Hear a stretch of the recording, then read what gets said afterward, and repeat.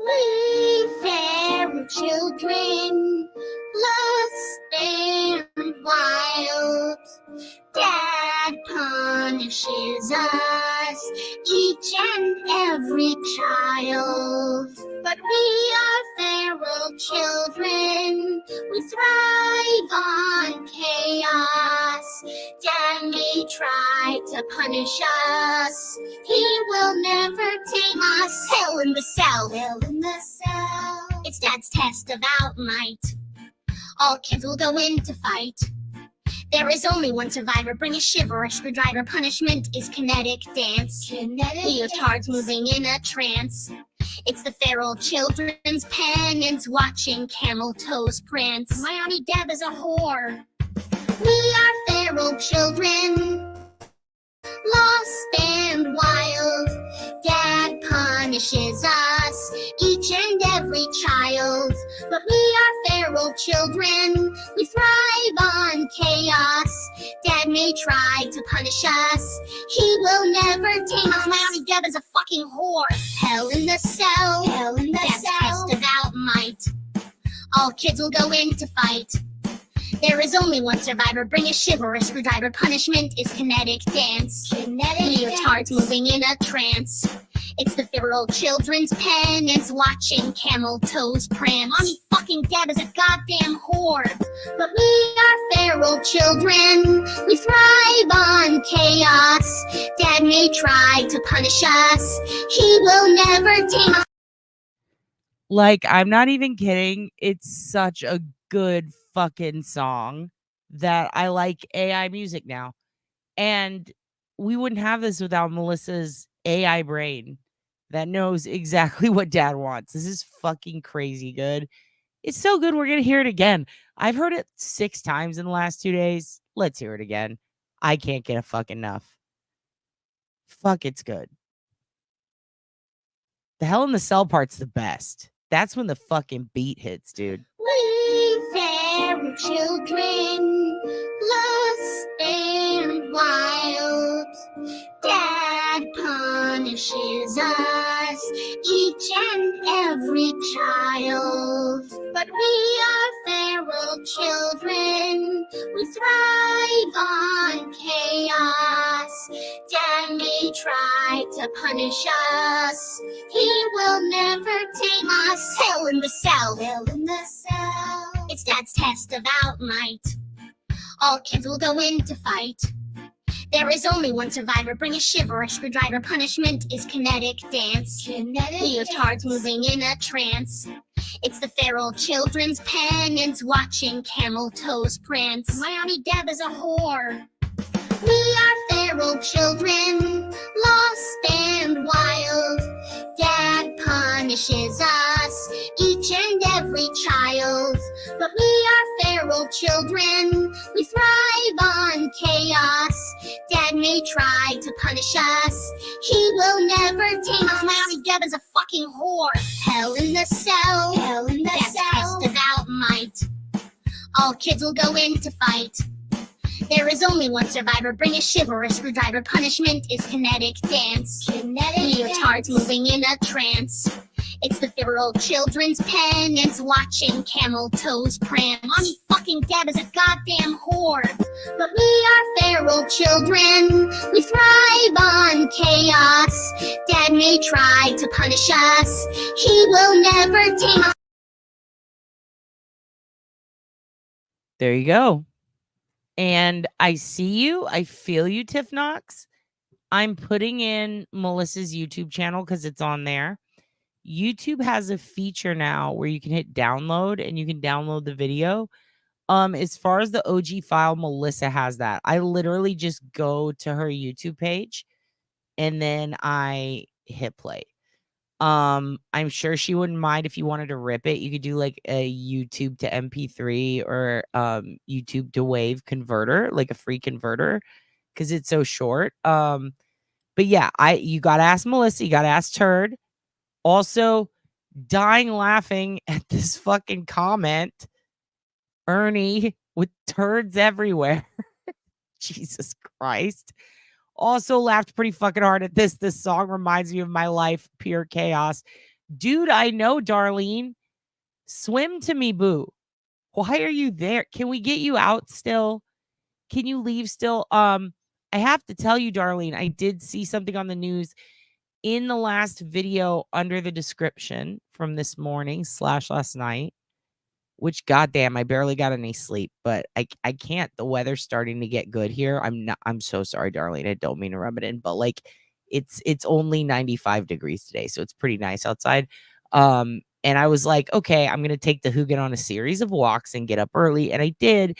And I've just been honestly stressing and trying to look for like resources and shit. And I'm telling you, Dar, they got this shit. They'll give you a free Uber to like a government shelter, but it's not like a shelter. It's like a disaster recovery center. I hear they have USB chargers. Oops, sorry, hold on. Ow. You at a certain point, by the way, like once you hit, I guess it's like probably around 35, it started to happen. This is a side thing. I'm about to go ADD on you. Uh Sometimes like you ever just get your leg stuck? Like you're just sitting normal, but it just won't move. Or like a finger, like you're writing and then your finger just pops out of place and it's like, oh, well, now it's just straight and I can't move it. And you have to use the other hand to like bend it to get it to work again. Like it's almost like fucking Nintendos. You have to hit them and blow on them. Like I feel like I'm having to do that to parts of my body. Like I just had to physically move my foot with my hands because I couldn't just, my brain wouldn't just tell my foot to move. And like I asked the doctor about this and she said, I don't have anything wrong with me. I'm just getting older. And shit just stops working like normal. Is that something a doctor should say to you? Is that normal? She tried to get me in an MLM once, and then she also like did like Mary Kay and that, God, what is that shit called? Slim Fast shit? No, what is it? Jenny Craig. And she was like, oh, you could get a fucking car. And I'm like, what? You're my doctor, dude. Anyway, it's happening, Mia. And thank you, Angela, says Adam. Pat says that beat drop, though. I agree. That beat drop. Ernie Birdie, I can't see what that is. Maybe my eyes aren't working anymore. Is that just a pile of turds? I don't care what it is. I love you. Adam says, poor Deborah. Whore shaming doesn't get old, though. No, not poor Deborah. Whore Deborah. She's your aunt. Respect her. She's a whore. What now? I love you. Oh, I love you too. And nothing much. Just y'all are a bunch of feral bitches, and I love it. Des says camel foot. Oh shit, Des. Yo, Des. Okay. I see you. You are from the 210. Were you born and raised on the south side? Because that camel foot shit, dude, you could probably win a rap battle with that. Like, I know it's just emojis, but like just calling someone a camel foot, very funny. Ernie says thumbs up. Another banger turd. You know, turd's a turd banger. What do you think of Drew Punk Hell in a cell pop? Dude, Drew bled like Ric Flair. Drew, was he on blood thinners, Adam? What the fuck was going on with that? He was bleeding like, remember when Will Ospreay licked the blood and then like pissed on the Canadian flag and then made fun of Chris Jericho and how brutal. He didn't piss on it. He wiped his ass with it in the ring at that AEW, how bloody as fuck he was. And then remember MJF and CM Punk? Remember how bloody that shit was? I mean, the bloodiest shit probably ever was Candice LeRae with Joey Ryan fighting the Young Bucks at PWG in Cali a couple of years back before Joey got busted. That's honestly like, those are the most bloods ever. Let's just say it. They're the most bloods ever. And then probably Shane Strickland Swerve versus Hangman Page before the house burning, the last iteration. What was that, 3 months ago? Before Swerve got the title. And actually before Swerve even fell in Glass or Staples at AEW in that specific promotion. I saw him do it in the Indies at Russell Circus. Hadn't done that in a hot minute, boy. That was a lot of blood. This was more blood maybe out of Drew's face than all of those. That was some CZW Sick Nick Mondo shit, and I was there for it, not physically, but with my heart and my soul. I don't get why people are bitching so much about Bad Blood. And honestly, the Liv Rhea match looked fucking brutal. I don't know what the fuck Raquel was wearing. That was weird. I'm usually not a what are you wearing girl, but I was that night. I get that way with Seth too, but not because I hate it with him. It's because I love it. With Raquel, it's like, bitch, what are you wearing? Like that's a kid's top. Like, don't dress like an adult. Get it. Well, that's actually, you know what? I take that back because it's wrestling. Nobody it doesn't matter. There was so much fucking blood. That table fucking shot. First of all, bouncing your back off the edge of the ring, the hardest part of a wrestling ring, is some serious gangster shit. Also, let me bring my face up. I'm so sorry. Bouncing your fucking body at their ages, over 40, on the hardest part of the ring, and then taking a table against a cage on a side, squished in between, like what was that, 3 feet clearance with another dude, gooch to gooch, fucking table broken, beautiful. Mwah. It was like Foley and Terry Funk, but WWE'd. Super startup. That was a great fucking match. To see them give shit to any wrestlers who wrestled that night. Like, I get the overall, oh, it could have been better. You know what? We can't all fucking be Gangrel people. I have so many thoughts on it, Adam. That's just a smidgen, but we'll talk about it more later. Also, cool fucking van. Can you take dumps in that thing or what? Is it nice to take dumps in that thing?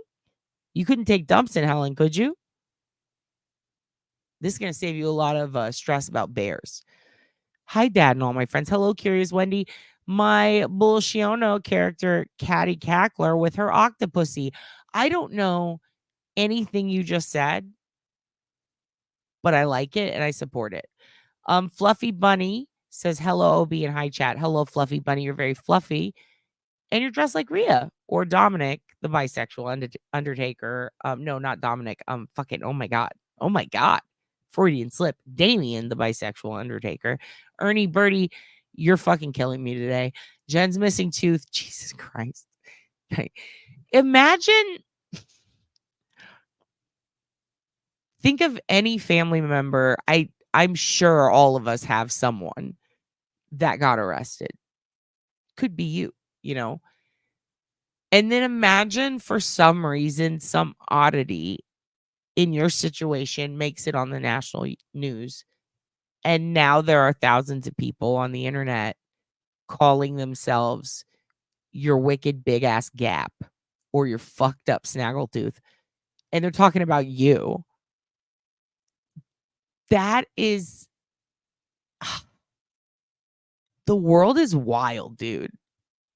It's hilarious. I still have a hard time comprehending this. God damn, it's funny. Fucking the 2020s, dude. What are we doing? We're doing too much, maybe. What is the link, Melissa and Turd? Would you mind? Here, let me get you this link. Let me get you this sick little fucking link. All right. And then, hold on, let me open this shit right here.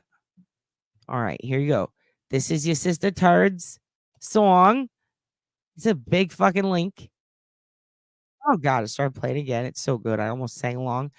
That's actually the story of my day, nonstop pooping. I don't even know where I was in that conversation. No gas. No gas anywhere. You talking about farts? You're talking about like gas like your stove. Ernie Birdie is laughing. Darlene says, don't be I won't be stressing. Oh, you're saying no gas to get cars around. I know, but they'll still send you an Uber. Like the city or whatever. The local government. If they can get to you, they'll send it to you. If you're in a mandatory evacuation zone, it's free. And they've like got pathways set up, and then those people are going to stay at the disaster recovery center. There's a link in the last video. If you start to panic or you're like, you know what, maybe I should get the fuck out, that number is there. It's also on if you just type in, really on your phone, if you just put in Hurricane Milk Toast or whatever the fuck his name is, disaster recovery center or Uber help, it'll pop you up some links and you can literally have them come get you. So please, please, please, if you start to freak out, do that. But I hope you'll be safe. I know you're in the center and they're talking about how it's chilling out. I was thinking before we get into the Garth stuff, we're definitely going to watch a little bit to see what's going on with it as an update. I know you guys are probably like, why? This has nothing to do with cold cases or true crime.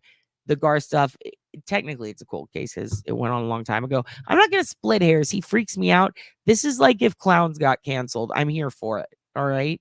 He creeps me out that much. I want to be here for the canceling if it's real. If it's real, because we have to be honest with ourselves and we have to look at the evidence, which we'll do. It's a doozy. But also I'm a dad now. I'm your dad, kayfabe. And we like weather. All right. All kinds, especially keeping up with crazy, outrageous weather. Specifically insane shit, natural disasters. We don't find them thrilling. Lightning storms, yes, but like fires, bad weather, cyclones, I guess now. These things are interesting to dads. How do they work? Why are they happening? Can I go touch it? Do you need to borrow my K-Swiss knife or my Swiss Army knife? Woo! I'm still tired. I need more coffee. The point is we're really into weather and I want to keep up with it. And I need to keep track of Darlene. Is it too late to microchip you, Darlene? I won't be stressing. The Hoogan said you're going to be fine, but but Dad, I stress. No gas. Is it from the hurricane and all the craziness? It's because the people who fill up, I saw this on the news this morning. I'm a gas expert now. Jen's fucked up tooth. Listen, they stop refilling the gas about 4 days to a week before a hurricane because they have to bring trucks to fill it, So once they're tapped, that's it. When they anticipate it, usually they know about 10 days in advance. And they do that specifically so those gas and oil tankers don't get stuck out in the hurricane. So they don't take any chances. So they stop going to the facilities to put gas in them a few days in advance. They need them out of there. They cannot in any way be stuck because then we've got oil spills in water, gasoline in the water. We've got a problem. We've got potential serious hazards. So, and also they don't want to lose that fucking chang chang bling bling because they are oil people and they're very greedy. But yeah, so they stop and then once it's tapped, it's tapped. So I think some of them were tapped like 2 days ago. And then the gasoline workers go and they zip tie down the pump so they're not flying around. And then they go and they take fucking saran wrap and they put it all around the machine to protect the digital interface in the forefront of it. And that way, like, if it all comes apart, it's not, I guess, fucking up the screen. I don't know why they do that, honestly. They said it was to protect the screen, but I'm like, look, it's a fucking hurricane. Like, we're not trying to it's not like, there's a family Bible that survived the wreckage and it was untouched and everything else was destroyed. This isn't going to be the situation with this gas pump, surely. So, like, stop wrapping it up. This is weird. But they do that. And they put it over the what are they called? Where the Ninja Turtles go in? Fucking the pothole. Not potholes. What are they called? I'm fucking out of it. I'm so tired. I have not completed my first cup of coffee yet today. The things where you go down into the ground and you eat the pizza and you learn karate from the rat. Anyway, Darlene, we love you. Please be safe. Yes. We all have that ADHD too, Dad. Okay, good. Good to give Dad your meds. Yes, my leg stuck in. I landed on my right knee. Yeah, your leg just goes stiff and you're like, well, it's like that now. I can't, like, I'm telling it to move and it's not moving. I feel that way all the time. I hate it. It's called arthritis. God damn it, Darlene, you bitch. You need to go to an open mic night. You have to survive so that I can put you in touch with some bookers at the clubs in Florida. You need to go to an open mic night, you bitch. It probably is arthritis, Darlene. God damn it. Go charge your phone. Fucking Darlene. Are you hiding the pen yet? Usually the gas pumps that are automated or digital when the electricity is out, no gas. Also true. Also true. Can't get gas when the electric's out. Absolutely. No, that has never happened to me. Fucking Pat. It's because you're a potato and a cat. Be safe, Darlene. May the Hugin protect you during the hurricane. The Hugin is sleeping and farting and thinking of Darlene. He's meditating on Darlene. Every fart he puts out is going into the atmosphere and forming a protection bubble. From Texas to Florida, she's got a fart protection around her. Neuropathy, really? Really? On the day of Garth, you're going to accuse me of being neuropathic. How dare you? I know what it is. I know what that is. Okay, the fuck. You talking about the underground thing? Tell me. I feel you, Dad. I'm 49. Does your leg get stuck? Jen, you just said no. I don't know what that means. God damn it. I'm too far behind. It's the truth. That's a lazy ass doctor. Well, I mean, she did like get a vehicle from her MLM. So she's at least trying to swindle. She's trying very hard, it seems. She's got a lot of points. Truth is truth. Okay, yeah, absolutely. And lies are lies. Brain fog. It sounds like fibro to me. God damn it, Gremlin. Don't you go. You kids don't put this evil on me. It's called waking up and still being tired. LOL, your doctor fucking bad. I know, right? She's fucking crazy. Love her to death. She's dating a guy that dresses like Romeo Rose. Turd's gonna be so jealous at that. I can make some medicinal powders for you. Adam, I will never take medicinal powders from anyone in a van, with all due respect. I learned that at a very young age. I went to college, sir. I have poor circulation in my legs, so my feet fall asleep all the time. Is that what that is? Fuck, I need to circulate more. Sherilyn says, I'll be 60 in a few weeks. Happy birthday. I'll put the bird hat on for you. Just tell me when. I'd have shoulder surgery because with arthritis, sometimes I had to move my left arm with my right arm. I do that all the time. Fuck, maybe I do have arthritis. Oh no. It's a bore. Shut up. Dad, before I forget to ask, an email I sent you in June, July had pics. Did you get fucking in June or July? I mean, probably. Pics of what? I can't possibly know that right now, but I will go look. I will star this and I will check after, okay? Born and raised, South Side. Of course you are. Of course you are. Would you go to Jefferson? I'm so sorry. I didn't mean that. I'm sorry. Did you go to South Side? South San? Did you go on military and you race? I know you. When I saw your name was Des, and then with a little like any emoji or any symbol after it. This is a Southside bitch. We need to be careful here. She races cars. Look out. Turd banger. Yes. Monday Night Raw. Kraken. You're learning. You're learning. And I love that. It's a pay-per-view called Bad Blood. But yes, Monday Night Raw did have it happen. So technically you're right. 2 in the pink, 1 in the stink emoji. Isn't that just like, or like a, that's Nanu. I don't know. Isn't that like a Dane Cook thing? Isn't there like, meh, I don't know. It's either, isn't Longhorns? Is it that? Meh, I don't know. I don't know. I don't even know why there are emojis. It's totally normal for shit to quit working right. Getting older sucks. Oh, thank God. Thank you, Erica. I was really worried that there's something wrong with me, but I'm just getting old. This is great. If you're mad at one of the kids screaming, Des immediately texting camel foot to my best friend. Yeah, right? Fucking camel foot. God damn, that's funny. Jen's missing tooth. That's accurate. Mom would say it all the time. She looked odd. She did. She did. I kind of love being far behind. Fuck that guy? Fuck that guy? Is that what you're saying? Dumps our most important question for the music. Speaking of turds everywhere. What are you shitting your fucking pants, Wendy? Turd bird. Turn the bird, dude. We got to get the radio show going. The Turn the Bird in the morning. I'd love to make you a commercial on the house. It's Turd the Bird in the morning. Something like, it's Turd and the Bird. Turd and the Bird in the morning. Get out there on I-80. Get away from that hurricane.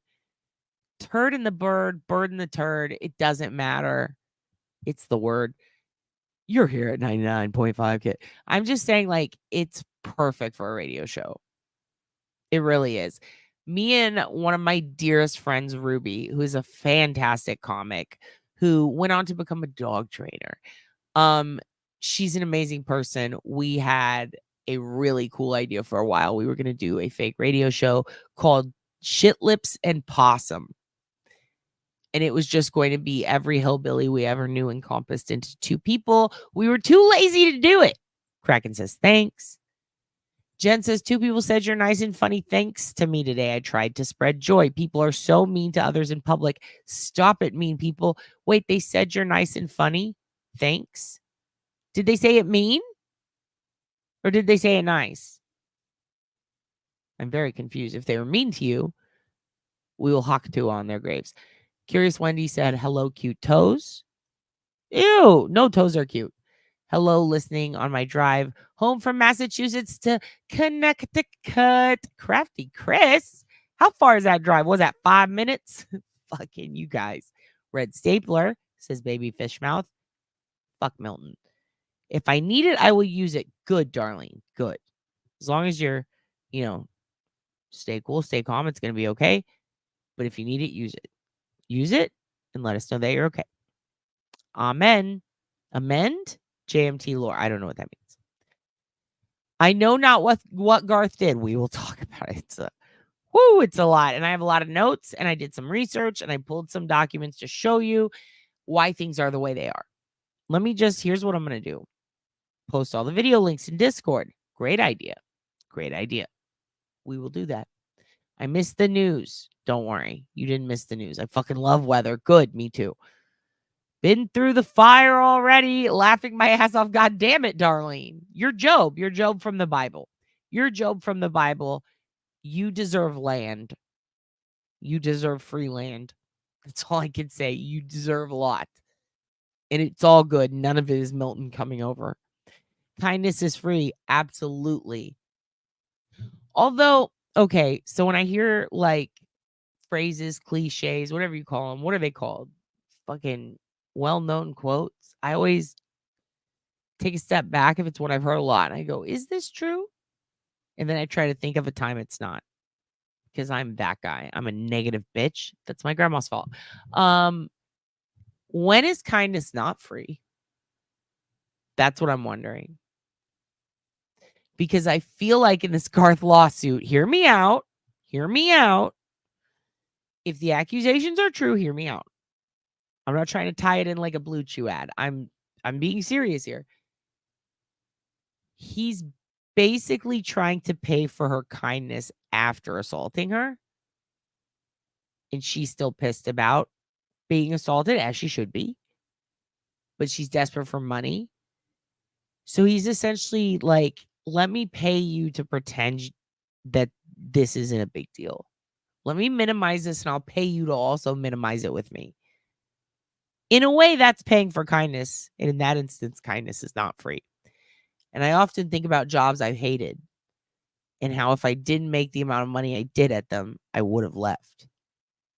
But I have to pretend and put a smile on my face and go, hi, welcome to Joe's Craft Shack. But in all seriousness, in those cases, I do feel like you're buying kindness. Is kindness a luxury? Is it earned or is it deserved? I feel like it's deserved. I feel like everybody should just start off with a slate of kindness. And then if someone fucks you over, fucking flick that bitch switch on so fast, and give them a reality check. Sign that shit on the back so the bank can cash it when they're fucking crying in the corner. But I do often wonder, are there any other examples that are non-metaphorical or perhaps not as far of a reach maybe, or not circumstantial, where kindness is not free? Can you get paid to smile? I can't think of any. Maybe you're right. It is all free. Can I pet that dog? Yes. Unless it's foaming at the mouth. Then don't go near that dog. My husband always fried rye. I don't know what that means. Love you, though. You would think that recovery and warning process would be more organized, but whatever. Yeah, right? Can I eat that dog? Can I eat that dog? Can I eat that dog? Fuck. I forgot about that already. Good one. My husband tries to ruin storms for me when I'm super pumped and it pisses me off. Well, one day he's going to see some lightning that's a little too close and he'll get that bug. He'll get that bug. We know things. We know about, let me tell you kids about storms. That's because he's a turd. Oh, don't call me Cheryl instead of Shirley. Manholes. That's what they're called. And also manholes. Dude, men have so many holes. I'm sorry. Sewer tunnels. Yes, it's where the turtles live. Manhole. Fuck, I'm so far behind. Shirley, God damn it. Talk text for the win. Is that Lori's new name? Lori Life 360 for the win. Could you be talk text for the win? Nope. Ernie. Fuck, I just don't care anymore. Heart wind sheer. I forgot what I was affirming. Me too, dude. Hi, Breezy. I'm losing my fucking mind. I just woke up. I haven't had enough to drink. Coffee wise, Darlene is going to hide that pen in the fucking river in Florida. But how much time is she spending on staying up to date on doctoring? Dude, she's always fucking there. And she dresses really nice. Like, she's one of those ladies that, like, it's like, man, how do you find the time to do all the shit you do? You're in a lot of MLMs and you're winning cars. What's going on here? And you're a doctor and you're like, she like did like IVF. I can't. Anyway, HIPAA. I don't know if there's HIPAA. I don't know if I have to keep my doctor's confidentiality. Let's just say she does a lot. And I'm like, bitch, how? Also, like, I just keep her as a doctor pretty much because I'm very intrigued. Like, what's she going to do next? It's always something crazy. I'm not healthy, but I'm entertained. Also, it's a manhole where the turtles go. Absolutely. Turtles going in the manhole. Speaking of manholes, where's your Aunt Deb? If she's going that hard on MLM, hard on. No, for real, she is. She's like winning a lot of shit and has been for years. And she did Jenny Craig, she lost like 300 pounds. She didn't even get gastric bypass. Like, she worked out and had a point system and ate like frozen foods and shakes for breakfast. It was very 1990s of her. I respect it. Manhole gay. Oh, I can shit and shower in here at the same time. Are you one of those people who shits in the shower and then crushes it down with your foot? Because I will fucking scream at him. Vitamin B deficiency. I have fibro and I deal with the feed issue all the time. What is vitamin B? Is that the energy one? I will go get some. Des, hey. They scooped out the cartilage in my jaw and stuffed it with themselves from my belly button. Good for them. And good for you. For a belly jaw, that's cool. Want me to send my email? Want me to send email again? Yes, please send it. Because if I don't know if I saw it in July, I could go back and look. Just wait for your 60s. Every fucking thing hurts. I'll take some miracle herbs. Oh, good. Good. I'm just going to take ice baths and not feel anything. How did I know? Because I fucking know, Des, because I used to be you.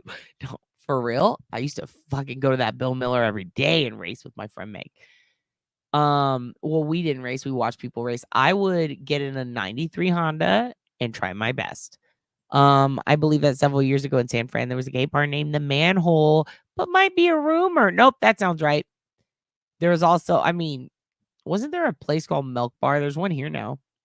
Stem cells, not themselves. Okay, I have 2 total knee replacements and I'm only 54, but it took away the pain and arthritis. Fuck. Stone Cold does too. You're basically stone cold. Okay, I am getting so far behind. Is the shocker? That's what electricians do. I'm putting a straw on that because it's funny. It's so funny. I literally can't laugh. I'm mad at how funny that is. Is that your first tradesman joke after officially being a licensed tradesman? Because that's a good one, you bitch. Sonny, those stickers are so good, dude. I'm laughing at them every day. I look at them and I'm like, electricians unions are hilarious, dude. Hilarious. Had no idea. Fucking bless you, Sonny. Go, Sonny, can you make yourself happen in Florida? They need sun. I'm scared. The Manhole is a fabulous gay bar name. It really is. Did the Manhole bar have a glory hole? Meet me in the glory hole at the Manhole. That would be a good Sniffies post. Okay, let's keep going. Congrats on Alice Adam. Oh, that's weird. Alice Adam. Alice Adam. I think I learned today that there is intentionally no jail detention centers in the evacuation zones. Is this true? I have to rethink my prayers now. I had plans for some specific bad apples. I have no idea if that's true.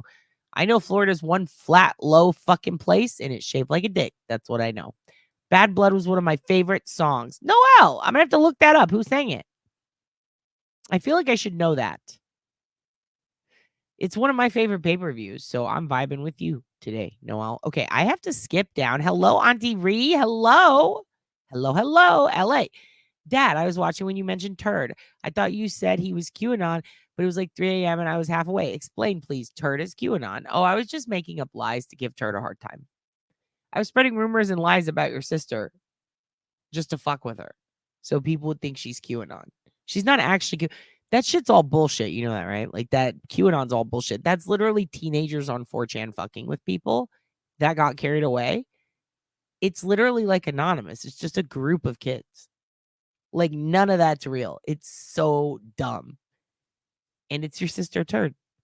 I have missed your lives. I needed this. I need you, Breezy. Is that a little raccoon? We should go to the raccoon saloon and check on those little bastards. Yeah, we are. Let's all take a moment and reflect on how badass your sister Sunny is at taking the thousands of words I was trying to put into words and just putting them into words perfectly. I feel like we're all more worried about Darlene than Darlene is worried about Darlene. A, absolutely. And B, isn't that a Roseanne episode? Stephen Root is the red stapler guy. Jen. That's my favorite characters from Office. This is true. But we're talking about the hurricane, not that guy with the stapler. He's great. He was in Barry, right? Wasn't he Barry's friend? The assassin show? Kindness isn't free when you work for the public. Maybe that's true. And maybe service industry. You went live when I was clocking out. My work wife came in my office and I sang, my auntie fucking Deb is a goddamn whore. She said, what? Did you repeat yourself? It's very Diddy. My boss buys my kindness every single day. Exactly. The flip switch is my spirit. Everyone gets a chance until you cause harm. Yeah, you just flip the bitch switch and it's like, oh, it's on. Oh, it's on. All right, here's what we're going to do. Because I'm super far behind. I'm so sorry. Hi, Kelly. All right, I'm seeing all the new kids. Stephanie says Taylor Swift. I don't know who you're talking about, but I love that. I've been watching a lot about her and that weird snake thing on stage. It's pretty cool. It's pretty cool. All right. Did I see Wobbly Park, the baby pygmy hippo in Thailand? No. No, but I'm going to. Neil Sedaka, that's who sang that song Bad Blood, starring it. I'm going to look it up later. Poop between the toes is the word. Ernie, you're grounded.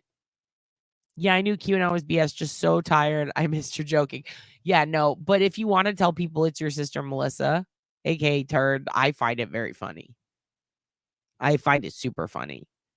I mean, I've been telling everybody that Aunt Deb is best friends with fucking Grant Smith Ellis. That they're like literal besties and that they hung out together on quiz night. That he was in the quiz group. Some people have believed me. I find that very funny. I don't correct them. I let them believe the lie. I'm a bad person.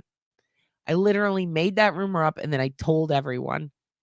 And then I left a voice note for Aunt Deb and I said, I just told everyone you're friends with Grant Smith Ellis. Ha ha ha ha, bah ha ha. And some people believe it.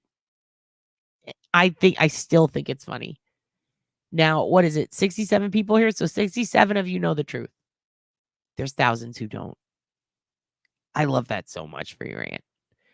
I feel like she needs to be pushed to do better. I feel like if we keep telling people that she canoodles with Grant Smith Ellis and Wendy and watches Grant zip up Wendy's dress every day, that they literally like share a timeshare and that they got pictures taken at Olin Mills together when they were kids, I feel like people would believe it. I've described them as like the Menendez brothers, close. So if you want to keep that rumor rolling, by all means do it. Deb's gonna hate it, but you know what? she has ignored the flute calls the last 2 days because she's been out whoring. And I know Grant's the worst. That's why it's funny. We're going to try to build a rapport there. Also, she still doesn't know who Grant is. Like, she literally refuses to learn. Like she knows who he is, but she doesn't know much about him at all. Like the role how bad he is in this Karen thing. It's like, I don't think she gets it. She's gonna say she does, but she really doesn't, because every time I bring up some shit he did, she's like, what? So it's funny to align them. Is it true? No. Is it going to cause irreparable harm that's going to end up with me in a lawsuit? Probably. Is it going to be hilarious? Yes. Will I call Melanie and ask her to help? Yes. I don't know what I'm fucking doing. I'm just having fun. Bad blood, bad blood. What you gonna do? That's not the song. It's called Moo Dang, I think. Love it. What is? Did you just call me a dang moo? Asian's laughing. LA loves it. That's excellent fake humor. We're just making up lies and spreading them. It's funny. What the fuck? I miss the 90s when you could just say, hey, you did this. And then people went, no, I didn't. And it's like, well, I told everyone. And then it's just like, ha ha ha. Fuck, I went to a weird school. That's how I find out who's talking shit about me. LOL, I start a rumor somebody will tell you all about it. Oh, true. That's a great idea. It's a reverse OSINT. Good job. He is the worst. Wouldn't it be funny, though, if him and Aunt Deb were just, like, getting frozen yogurt one day, and it's like, what the fuck are they doing? It is pretty close. Taylor Swift song? Oh, yeah, it's that one that's like, I'm gonna do bad blood. Is that song about periods? I thought it was a fake towel. It was the fake towel, but I said it was the real towel. You feel me? I just flipped it. I was like, no, not the parody account, the actual Grant Smith Ellis. People went, what? And I laughed. Tiger blood. Grant uses a shoelace as a belt. You know what people use belts for? Pop-ups. And he deserves some pop-ups as Schmorales. Because I was rewatching your earlier live before this live, I forgot this was live for a second. I didn't even know I wasn't live in the last live. For like 30-something minutes. Fucking crazy. Aizen's laughing. Ernie Birdie's dabbing. There was also Neil Sedaka song called Bad Blood. I had the 45. I'm old. I have 45s. I have a Chris Von Erich. My dad can whip your dad. Old 45. Grant taking bong rips in his Porsche and wearing a string holding up his pants. LOL. I couldn't agree more. Keeping the family in business. Mafia. Darlene. Where's your fucking pen, girl? Jen's missing tooth does know. Damn it, I'm mad. Spelled backwards. It's damn it, I'm mad. Oh, wait, what? It is. Trouble? You're being too controversial today. I think the baby just reported or blocked someone. Sorry, but what, baby? Baby Fishmouth? When TB razzed him for the shoelace, I almost died. I need to go back and watch that. I didn't see that. I saw him going, ma'am, do not touch me, ma'am. You've assaulted me, ma'am. The courthouse. Because someone cut in line. What a bitch. What a stupid bitch that guy is. Fuck Grant. His mom is crazy. I spent about 3 hours one day trying to figure out like an impression of her. Like, I just remember being like, no, nobody can listen to me. Nobody has listened to me. They need to listen to me. This is how the law works. Number one. And it's just her like doing this and fucking her hairline just recedes slowly. If I could just push my head back as I'm going, this is where Karen Reed hit John O'Keefe.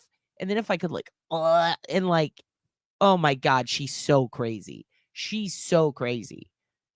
I've never seen someone wear a 3/4 sleeve that was so baggy because she's just so fucking wafy and doing this. And I can see every bone since Madonna. I have not seen Gollum arms like that since Madonna. That woman is fucking chafed as shit. Wendy is nut butter, dude. Speaking of nut butter, someone came in her and made Grant, and that's her son. And he fucking has broken curtain rods in the background when he gives interviews. And he is literally Steve Brule, but not funny. It is so insane that they're on the TV. Wow, standards have gone fucking out the window. It is what I think maybe that upset me so much. I started caring about the Karen Reed case. Maybe they're actually doing more advocacy than we think. Any update on Uncle and Kidney? She ate the kidney. Now she's in line for a third because she ate the second one. They left her with it for 2 minutes. She chomped it down. She thought it was a hospital popsicle. No, I don't know. But she's getting out of the hospital today. And they're doing a thing where they're trying to prep a kidney. They're trying to shake someone down. Ain't going down till the sun comes up. Ain't going until I get enough. Going around the world in a pickup truck. That is a pretty good song, actually. What's up, fabulous Obey Daddy Nice Pop-Up Live? Bitch, I miss you, guilty of crime. They were talking about you. The kids miss you. We got to go okie noodling sometime again. What do you think of this fucking hurricane? Are you spooked? Are you spooky dookie? Dude, we are also, I need to email you something. I just remembered. I'm going to make a note of that. I'm actually starring that. I figured out we can star things and then have a list. Madge's arms are insane. Not trying to body shame, but fuck her arms, dude. They are weird. Hey, guilty of crime. I just realized Asylum is not Melissa's last name. It's her name spelled backwards. That is true. And it took me a while too. Hi, Jai. Yes, Sherilyn. Hey, y'all. With the fucking gabagool, dude. Let's talk about hurricanes and then let's get into the Garth stuff. We're talking about the Garth shit because I'm afraid of him like clowns. You want an organized crying kidney or you want an organized crime kidney? Very different kidneys, but it could happen. Make more rumors. You're good at it. Thank you, Azen. Let's vote on the next rumor we start. Jay, what rumor should we start next? I started one about fucking Aunt Deb is besties with Grant Smith Ellis. It's a whole thing. Do you want to like, we could say that you were Wade Wilson's hype beast. No, we're not going to do that. That's mean. Did he have a hype beast? He should have. That guy has face tattoos. We'll figure it out. Think of a good rumor. She's in California. Earthquakes and wildfires, no hurricanes. Those are literal lyrics to a Branston song. You need to be careful. That band rules. I just got blood work and results are coming in, but so far red flag markers. I need a liver soon, by the way it's looking. You can fucking take mine. Do I need mine? How many do we have? We got one, right? You want half of mine? We're going to pray for you. I'm going to talk to the Hugin. We're spread good vibes. We'll get one of these fucking hippie witches in our chat to do a thing with the sage. We'll talk to Aunt Deb. We'll see if she could do a spell or something. Maybe someone knows voodoo. We'll dabble in every religion. We'll get them all working. And we'll get you on the list along with the prayer list, along with fucking Darlene. We'll threaten Jesus. We'll threaten the Lord. We'll say, listen, I'm extorting you unless you take care of our girls. Hi, Jay. Hi, Jay. No, I'm not spooked, but I feel bad for the East Coast people. Yeah, I'm spooked, dude. I'm just like, I hope everyone's okay. And also, oh my God, like, do you think people are going to be pissed if it's nothing? Like, if it just dies down and is rain? I'd be like, oh, thank Christ, and unpucker my butthole. But I think the weather people are getting worried because their tone was changing. Like, no, and they seem sad. Like, it looks like it's fading back. And it's like, dude, this is good news. Excuse me.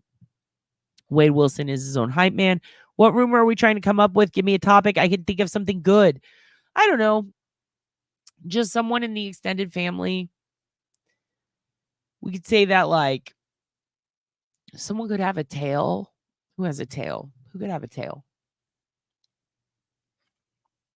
We could say Uncle Frank has a tail. Frank would like that, though. It's got to be a little tinge of, okay, enough with the tail joke. Like someone who would do that. Garth has friends in low places. I know. That's why I believe some of it. Hey, thank you. Garth Brooks fucking does. See if they can do a grafting or a grifting. Can they do a grifting? Yes, extorting the Lord is the answer, YouTube user says. I believe so. That's what they do in the Bible, and it worked. It worked. They was like, well, what if I let you go, or what if I pray? And then it's like, okay, well, what if I get on my knees and pledge my heart and my soul to you? All right, is that fine? Is that enough? I feel like we could do something. We can make it work. It's so unfortunate what happened to Garth's girth. Dude, homie's looking like a ham sandwich. It's not looking good for him. My sister is based in Orlando. She's scared. Orlando's not going to be as bad, though, right? It's going to be dying out. It also has really good infrastructure. Infrastructure. That's hard to say. We can watch an Orlando live cam.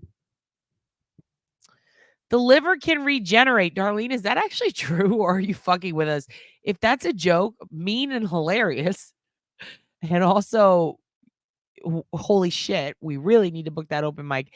If it's true, I'm scared. Is that true? How did I not know that? No. Can it? I actually have no idea. You could be right. That's one. You could lie to me and I would believe that.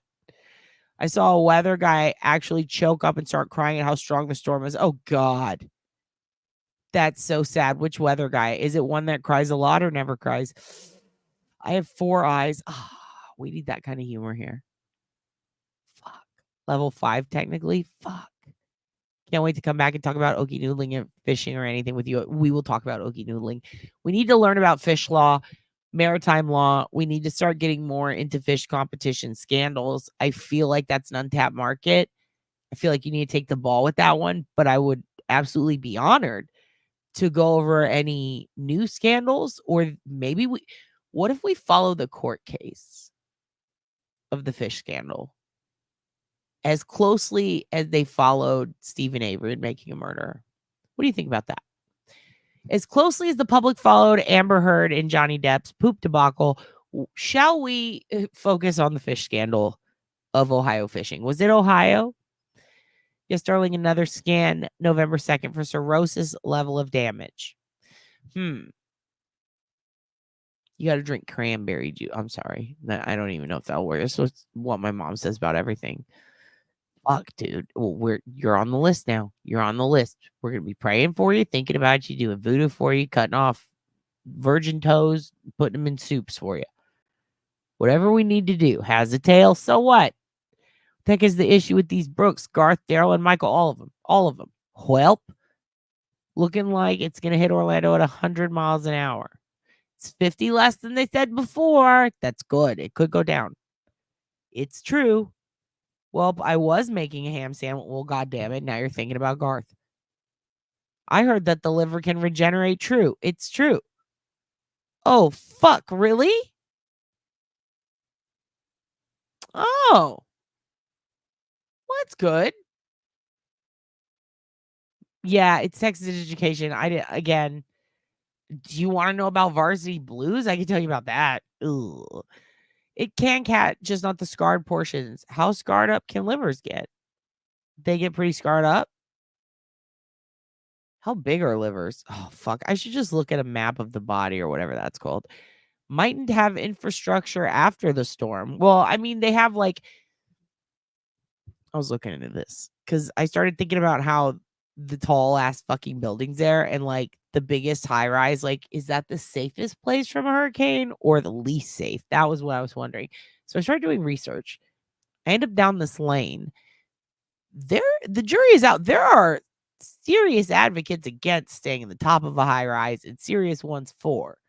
Some of these newer buildings, especially in Saudi Arabia, well, basically in Dubai, New York, a couple of them here in Austin, and quite a few in Miami, have really fucking, and Orlando and Sarasota and Palm Springs. There's like specific structures built with a specific type of steel. And any building built after the specific year hits with these building codes, and it's supposed to be the super durable steel. And so now they're thinking it's safer to be in one of those. Now I was just thinking about it, and I was like, damn, I do have a homie who lives down there in a high rise who's going to tough it out. Not going to be filming with his phone because he doesn't want to waste battery or anything, just in case. But his building has a backup generator. And I wonder if it's because of like how Texas, like if you're on the same electrical grid, our grid is different. It's not attached to the whole US, but like if you're basically within in a few blocks of like a school, a police station, or a hospital, then the grid won't go down. You'll never lose power. There's like a backup. But everybody else beyond those areas, no. Like you're gonna lose it. Is there something like that there? I was seeing some shit about how like that could be the way. Just praying for my homie. Make this a long one. The grocery store did my shopping and I have to go get it. Okay. It'll be long. It can't be too long though. I have some shit to do at 5, but we're going to talk about some shit. Wait, it's headed for Scientology, but 2 of their buildings are built for Cat 5 impact. Oof. Dude, if it just busts all over Scientology and ditches the rest of us, fucking let's throw Milton a party, dude. I have no idea which weather guy. It was mindless scroll find. Okay. Okay, here's what we're going to do. We're going to peep. Also, I did pull okay. This is kind of crazy. Let me hit pause. Hold on. I'm going to share this. This is about hurricane hunters, which we were watching this morning. 2 hours ago, this came out. Hurricane hunters were flying through Milton as it was strengthening and experienced major turbulence. One of the flight engineers captured video during the flight. This is crazy as fuck. I'm gonna show it to you because they went through the hurricane. Damn, dude. Damn. The liver, when not being abused, can change for the better. They can remove part of the liver and it will grow back to a full liver. Oh, yay. Okay. We just got to chop up your liver and leave the good little bits in there. And then you got to quit whatever it is, or they need to fix your blood or whatever. The Hoogan will figure it out. He's farting and thinking of you kids. Who here is affected by the storm? Darlene and a couple of folks' parents. I believe was it Nicole? Right? Was it Nicole? It was her parents or cousins. A lot of people's family and Darlene. This is like Mad Libs. It is. It's fun to figure out what I was talking about. I'm going to see if I can find the info on it and mail it to you. Well, don't go mail anything right now. Stay in. Cranberry for kidneys. Fuck. See, thistle, milk thistle. Isn't that like bull nettle? It doesn't matter. Beets are good for liver. Oh, Clearwater is basically owned by Scientology. Oh, the city. Okay. I was like, maybe this is some Aaron Brockovich shit. I'm lucky my liver is still good with the amount of alcohol I've consumed. Oh, good for you. Cranberry is for the urinary tract, says Chick. Oh, what a cute fat little kidney. Okay, cool. Is it just that? It's not good for anything else? I thought it was good for your kidneys. Like if you get a kidney infection, that's all. Listen, guys, I don't know the human body. I told you I went to school in Texas. We like that class, Varsity Blues. That's all we watched. Teacher is going through a divorce. It's a long story. I still need to learn where all my states are, but I can fucking recite crime scene shit to you. What do you want to know about fucking digital forensics? But I don't know where the fuck Nebraska is. It's fine. It's gonna be fine. It's true the liver can regenerate. Okay, cool. Dicks can't though. They can't. We learned that with Mia Beto and Uncle Francis and Aunt Deb. Let's deep dive those fishermen. I'm very into that. I want to know what those fishermen did to take a piece of it and grow it. Is that what we're eating at Luby's when we're eating liver? I'm gonna be real upset if I've been eating people. They can't they 3D print organs these days with stem cells? They can do it with those pacemakers and shit, so I don't see why not. Some fucking guy on the dog network gave a fucking hip to a bird. I didn't even know birds had hips. This bird got one. I feel like we could do anything. They have grown it in labs. Map of the body, your goddamn national treasure, OB. Don't ever. What's wrong with that? It's a body map. What else do you call it? It's a half person picture. It's a fucking dollhouse of your bod. Oh, B, do you believe the charges against Garth Brooks? I'm a little uncertain. Convince me. Look, I'm not here to persuade. Let's let the evidence speak for itself. I did some OSINT on it, double checked. I have some amendments to what I said in the last video.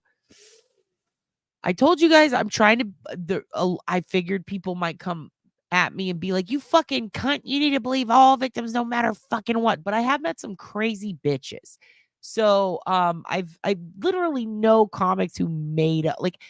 There's a comic here. This bitch, she's not even a comic. She tried to be, but she like faked a hate crime in her MAGA hat, and it was on Tucker Carlson, dude.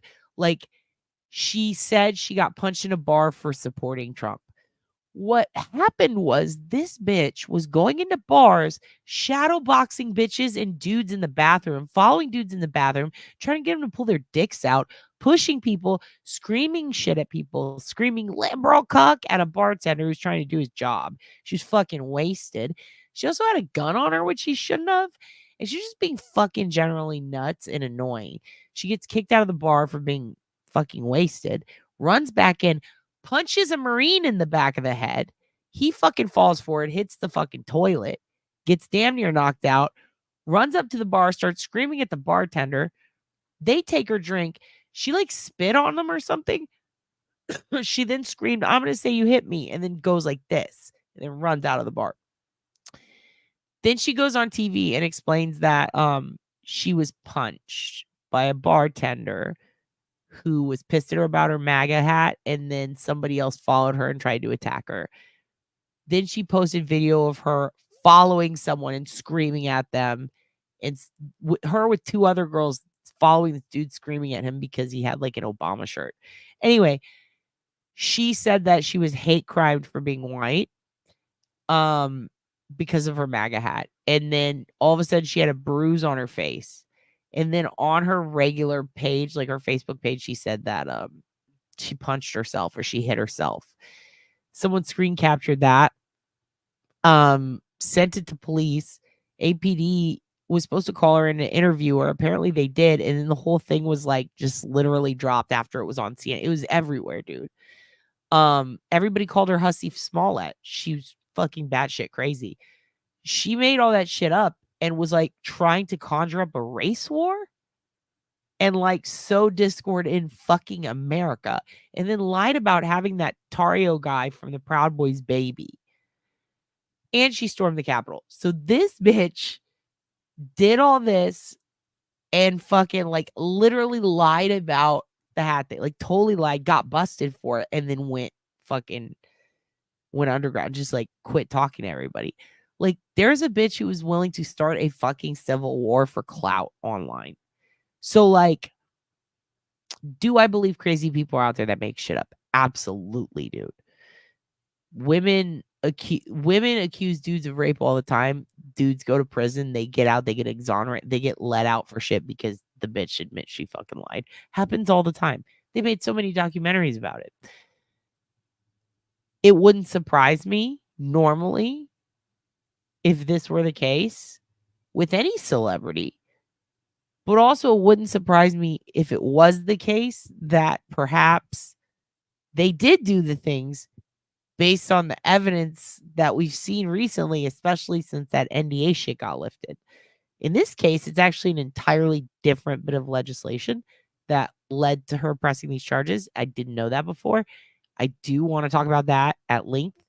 We're probably going to get through half of it and stop after that legislation and then finish tomorrow because it's a big read. But I don't, my point is I fucking know Garth has bodies in the basement. There's something fucked up with that dude. He's fucking weird. He's done a lot of fucked up weird shit. He's represented himself pro se. He's got some serious personality disorder symptoms. Motherfucker cheated on every woman he was with, has a high sex drive, well known to say creepy shit to bitches. I believe the media may have chosen to use other words than what was exactly in the documents that they could have. And they did leave some context out that made it seem like she could be bullshitting. After thoroughly researching a lot of it and like literally finding the woman and looking up stuff about her and learning about her whole life and seeing her and where she was on what date. Like, I don't know, dude. I kind of believe her, but I'm trying to stay as down the middle, unbiased. Here's the facts on this one, because I have a natural predilection to hate Garth because he freaks me the fuck out. Does he have good music? Yeah, a couple of good songs. But also he has one or two that are so overplayed that, like, I kind of don't care if he's being framed, but I'm sorry. I'm so sorry. No, but in all seriousness, innocent people don't deserve to go to jail. But he did something, dude. He's fucking weird. Anyway, I'm trying to be down the middle, fair, honest, unbiased. Best way I can do that is to kind of force myself to try to find a reason to believe him and to not believe her. I still can't really find that, other than like a lack of some specificity that we might not be seeing in those documents for a reason. And I'm going to tell you about that.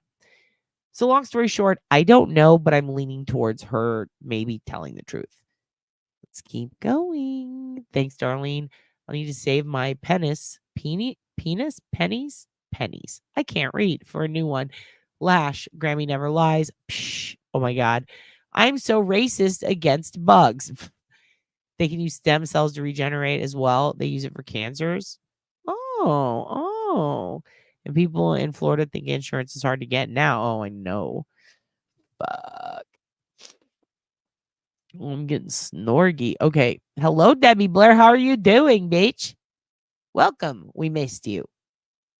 Listen, I paid for the cancer engine at 120. Still pending. Oh, Jesus. Is Brandy in Florida? I have no idea. If a storm weakens, Scientologists in Clearwater will think it's due to their OT powers. Let them think whatever they want. Just don't let them talk to me. All right, we're going to watch this thing. I don't know how I got so distracted. I'm so sorry. My coffee's kicking in. Let's watch an update on Milton, and I will post your comments as we go. By the way, if you want feral children, there's Melissa's address. Where is the big turd? Also, LA Law, thank you for being a new member. Love you to death, girl.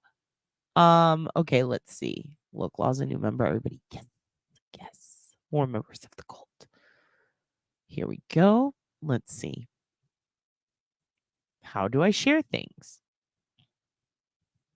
Check this out. These dudes went through the hurricane already. Here we go. We want to get you an up-close look at Hurricane Milton. This is powerful video coming from hurricane hunters who flew into the storm. It is impressive footage, and it gives you a glimpse at what is headed for this community. Let's watch.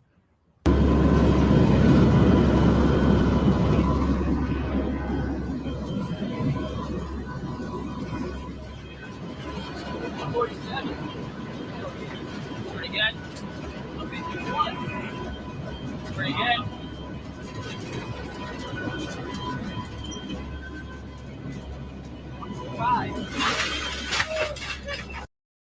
Dude, guilty of crime. Perfect example. Wish I would have saved all my breath and you would have been there to say that. Yes, like Sherry Papini. How dare you? That is fucking Keith Morrison, YouTube user. Patrick Nagel. Ah. Nobody's been grounded yet, Emmy Bob. Why, you want to go? You want to take a swing at your dad? As a survivor, I will just say some of the things she said resonated hard, and I mean details you don't. Exactly. There are some things she said that are like, oh, wow. And there are things he said that resonate hard with P. Diddy and Vince McMahon. So let's just get that out there right away. Also, there are some, here's the thing, the people, and even me, when I was trying to be fair and unbiased and like really look at it like, you know, not even is she telling the truth, just like, is this possible? There are some things that I wasn't sure on. And then after and I'm not going to out who she is. I'm not going to tell you anything other than like what I can confirm that's not infringing on her privacy too much. She did have this publicly on her shit, but there's things about her. For example, a lot of people are like, oh, well, oh yeah, he picked her up and held her by her ankles upside down. What's about that? And what about that? That's fucking crazy. But the thing is, like, she's tiny, dude. Like, I could do that. I'm 40. I haven't worked out in 40 years. I could pick her up by her ankles. She's very tiny. So there are things like that that I see being a main criticism as to why people don't believe it. Garth is a big son bitch, all right? In the words of the officer, the drill sergeant from Full Metal Jacket, holy shit, I had no idea they could pile shit that high. He's a big ass boy. He's almost 300 pounds. He's over 6 feet. This woman is like 4'11", 4'10", maybe 90 pounds soaking wet. Really tiny. She is older. She's around his age. Maybe even a little, maybe like a year or two younger. I don't know. She does look very fragile compared to him. So there are some things that make a lot more sense when you consider how tiny she is and how big he is. Things like that pile up, and I try to like look into them to confirm. And there's a few things that are a little odd, but there can be explanations. So I try to do that with both. We already went through Garth's allegations. On this one, we're going to go through like the first 5 to 10 pages of hers. And I'm going to show you some legislation that led to this all happening the way it did. Okay, let's see this shit. I'm fucking already like, this is fucking giving me anxiety, but I am very interested. I've never seen anyone go through a hurricane in a plane until recently. So this is like watching YouTube. So it's very cool to a dad. Can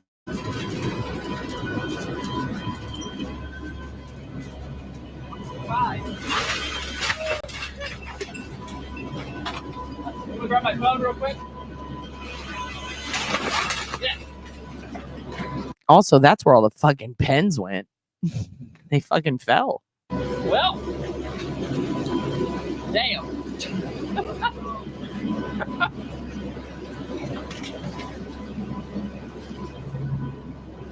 Hit the sun. Oh, crap. All right.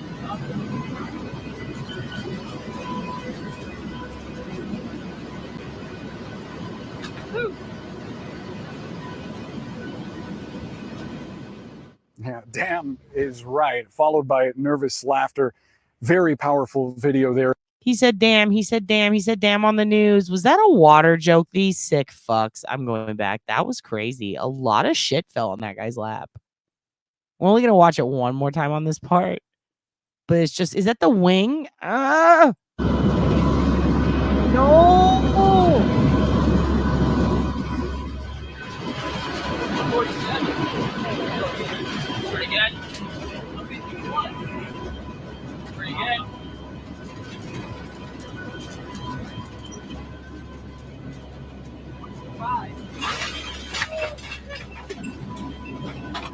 Can we grab my phone real quick? Yeah. Well, damn.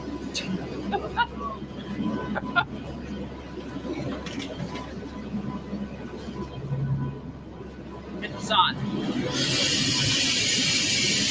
Oh, crap. All right.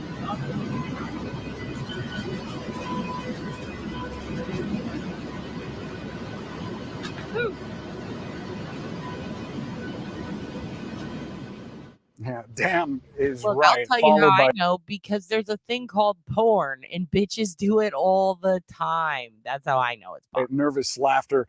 Very powerful video there. Imagine the force of those winds and all that rain hitting a community that's already been weathered by the storm. We actually want to get you a perspective from someone who is going to be not close to Treasure Island, roughly about 2 hours away in Sarasota, but is still concerned about the effects of Hurricane Milton. We have with us Eric Arroyo. He's a Sarasota County Commissioner. Eric, thank you so much for being with us. First and foremost, what is your chief concern about Hurricane Milton as you're hearing that it is flirting with Category 5 winds? Yeah, thank you for having me on the show. We are in a state of emergency, and my biggest concern right now is that individuals living in Zone A, B, or C of the city are not going to evacuate. That is my concern, and they need to heed this warning because this is a 100-year storm. This is unprecedented. If you made it through Debbie, if you made it through Ian, this is unlike anything we've ever faced before, and it is heading right through us. Sir, I wonder what you would say to residents like some of the folks in the building adjacent to where we're standing. These folks, I spoke to them a short while ago. They didn't want to go on camera, but they were weighing the idea of potentially riding out the storm here. What would you say to them at this moment now? We're at about 2 p.m. That guy sounds like Chris Cuomo too. Why is everything Cuomo this week? Who Cuomo'd my news? I'm telling you, tell Andrew to go to Pornhub. Unless you're in Texas and you can't. But like, go there. I'm telling you, bitches do that shit all the time. It's a category 5 again. No, fuck. Darlene says, hey, I figured it out. I have to get an umbrella and do a Mary Poppins. Darlene. That's so funny and cute and sad at the same time. God damn it. Do a Mary Poppins is hilarious. You gonna pop ins or pop outs? You gonna pull up or pop ins? Fuck, Darlene. I'm just gonna send you a giant umbrella and let's hope for the best, dude. Fucking A. Free flight miles. Do you get miles for doing a poppin'? Gymnasts and equestrians are very flexible. I mean, so are bitches on drugs. I mean, think about it. If a chick's on meth, she can bend weird. If a dude's on meth, he can bend weird. They're always trying to dig and burrow and get in holes. I thought it was Cuomo. I know, right? I thought so too. Is it? Was that him? It's that bald guy, right? This is trippy. Let's keep going. A day before the storm is supposed to hit. What's your message to them? I'll tell them exactly what I told a close family friend who's riding it out in their home in a zone A, right in the waterfront as this comes. I said, if you're going to ignore all the experts and every single evacuation order, get a Sharpie and write your name on your arm at least so that we can identify your body after. No, that is a morbid alert at the very least. Yeah, but Jen, it also said that her back was to him and that he was hitting her back like he's compressing it the whole time. Trust me. Just look up. I've done comedy shows that are centered around porn where they show you shit to try to shock you. I've seen bitches blow their backs out getting fucking dangled. It's totally possible. It is fucking gross and weird. And usually some sort like Swedish or German, but it happens. And also, there's some really weird ones with a teacup person and a little girl, a little guy. Not like a kid, like a tiny person, a fucking I don't know what's okay anymore. A teeny tiny little guy and little girl, but like adults. Fuck, Gidget is her name. She's an adult. She's like 40. She's just like 3 feet tall. She has fucking the tits cut out of a Power Rangers uniform, and that Beetlejuice guy is blowing her back out, like dangling her, and she's big compared to him. Like they do that shit. It's gross. And yes, the Austin comedy is really weird sometimes. They make you watch some wild shit. Wild shit. Let's keep going. I do wonder, sir, we've seen piles of trash across Pinellas County, certainly. I know there are other parts. Newport Richie? Where is that? I'll look it up real quick. Do you need anything, D? Can we get you anything?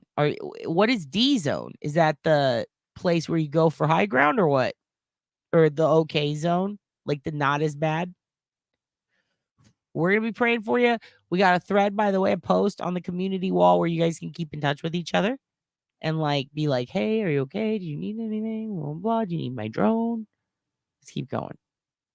Of the West Coast, of the Gulf Coast of Florida, that have seen this issue, debris left over from Hurricane Helene. Can you give us an update on the status, what that looks like in Sarasota? You weren't directly hit by Hurricane Helene, but I know that there were problems there because I have relatives in that area. Yeah, many problems, and there is still some debris. I was checking my email. I'm screenshotting this and sending it directly to Aunt Deborah. The fuck, Darlene, you're so fucking funny. Just 2 seconds ago and heard it. Now, here is the problem. Our crew, our team at the city is working around the clock and working with the county, but we have less and less contractors willing to go out into the barrier islands, which are going to be the most impacted, to pick up this debris. So it's only basically government workers now, and at some point we have to withdraw because we're taking into account the safety of our employees. So as of right now, it's just us. There's virtually no contractors willing to send their workers out into the barrier islands. We've sought the help of as much help as we can. The National Guard has sent us some troops that are going to help and be on standby. But I'll tell you what, in the time of disaster, you kids providing all of us, I'm laughing. You kids are being hilarious. Genuinely curious, those of you who are in Florida right now, because I don't want to be insensitive. Does this help?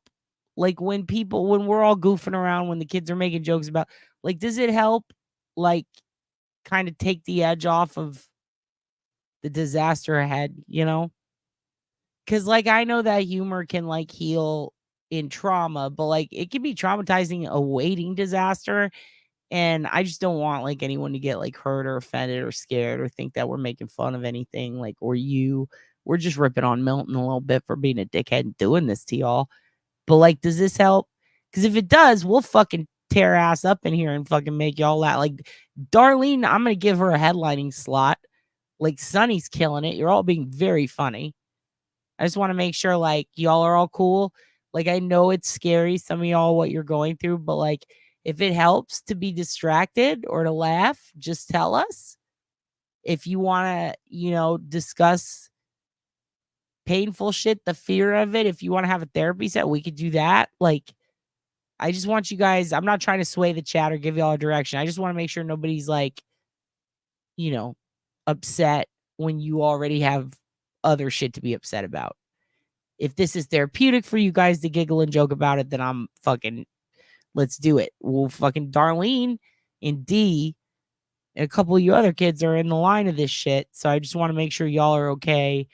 And I really mainly want to provide some ease or a distraction, or maybe just give y'all a temporary moment of not thinking about the impending fucking bullshit about to happen from fuckface Milton. But also, like, y'all are killing it, being very brutal and funny. So yeah, just let me know so I can make sure if we need to, we could take it easy. You know what I mean? Patient was 300. Dude, you blew your back out of one take. You're so tiny, Darlene, too. God damn. All you kids are so little. So little bitty. I'm a big old bitch. It's crazy seeing some of y'all are like, I'm 4'10, I'm 5. I'm like, God damn, dude. I'm the big show, dude. It is a non-evacuation. I'm more afraid of the high winds. I have health problems, so going to a shelter is no good for me. My roommate is a first responder, so he has to leave tonight till Friday. I don't know if you were here earlier, D. Also, fucking precious Hugin you got there. Is the Hugin gonna be with you? Oh, such an angel. Look at that sweet baby. I know for some of the areas they're doing a thing where they're doing free Ubers, but they didn't say shelter. They said disaster recovery area or zone. I believe they opened like entirely new places in addition to the shelters that are like, I even think some hotels and like higher buildings have offered up rooms. There is a link on the last video from this morning, or under that last video from this morning, which is also on the community page. I put a bunch of links, but there's one link in particular that goes through a .gov, and there's also the FEMA one, but you can go through the specific Milton prep shit, and there's a list of resources for people who live in specific zones and what they can do to help you. And if you're medically vulnerable, I do believe that there are options for assistance. Like, for example, if you have CPOD, there are COPD. Fuck. What is wrong with me today? Anyway, if you have that, they or like specific other ailments, they try to get you in a place that can handle that. So there is a link under there. And just keep in touch with us, dude. For real. Let us know if there's somebody nearby you, if like you need to go south at the last minute, you're like, fuck it, I got 6 hours or something. Like, just let us know. We'll do our best. But I know that there were some options on that link that were very unique that I hadn't heard of. So definitely go there. Let's keep going. It's a difficult situation with limited resources. Right now, all we can do is hope for the best, but prepare for the worst. Absolutely. And we so appreciate the We'll work be here. that those emergency teams do. And the last thing you would want to do is unnecessarily put them at risk. Eric, I do have one more question before we go, because I've been speaking to people around the community today about the significance of not only having 2 hurricanes hit 2 weeks apart, but the way that Milton transformed. You had a hurricane that it wasn't even a hurricane, it was a tropical storm at one point, and then 24 hours later, in the warm waters of the Gulf, transforms into one of the top 10 most powerful hurricanes we've ever seen in the Atlantic. Does this sort of thing raise concerns for you about climate change and whether we're going to see more storms intensify this way in the future? Well, we've been speaking to the experts, and what they tell us is that it's because of the warm water that creates the climate that creates these rapidly intensifying hurricanes. And what's your Hoogan's name, D? He's so cute. Your little ride or die. He's literally riding in there, right? Is he in his little car seat? Oh, what's his name? He's so cute. Also, fucking Darlene, I gotta go pull your pictures up you sent me of your trees. Darlene's cats are so fucking cute, dude. Oh shit. Oh shit. I'm gonna pull up Doug in the middle of this report. He makes us very happy. You've heard of El Nino. What we have right now in the Gulf of Mexico is La Nina. It's the inverse of that, but it is warm waters that Homie over here giving us fucking Spanish lessons. Thank you. That create this environment, and we're monitoring it. We're seeing what we can do. We don't have all the answers, but it's definitely something that's becoming more and more alarming, especially in a retirement state like Florida, a tourist state like Florida, and a place that many Can I pet that Doug? many call home.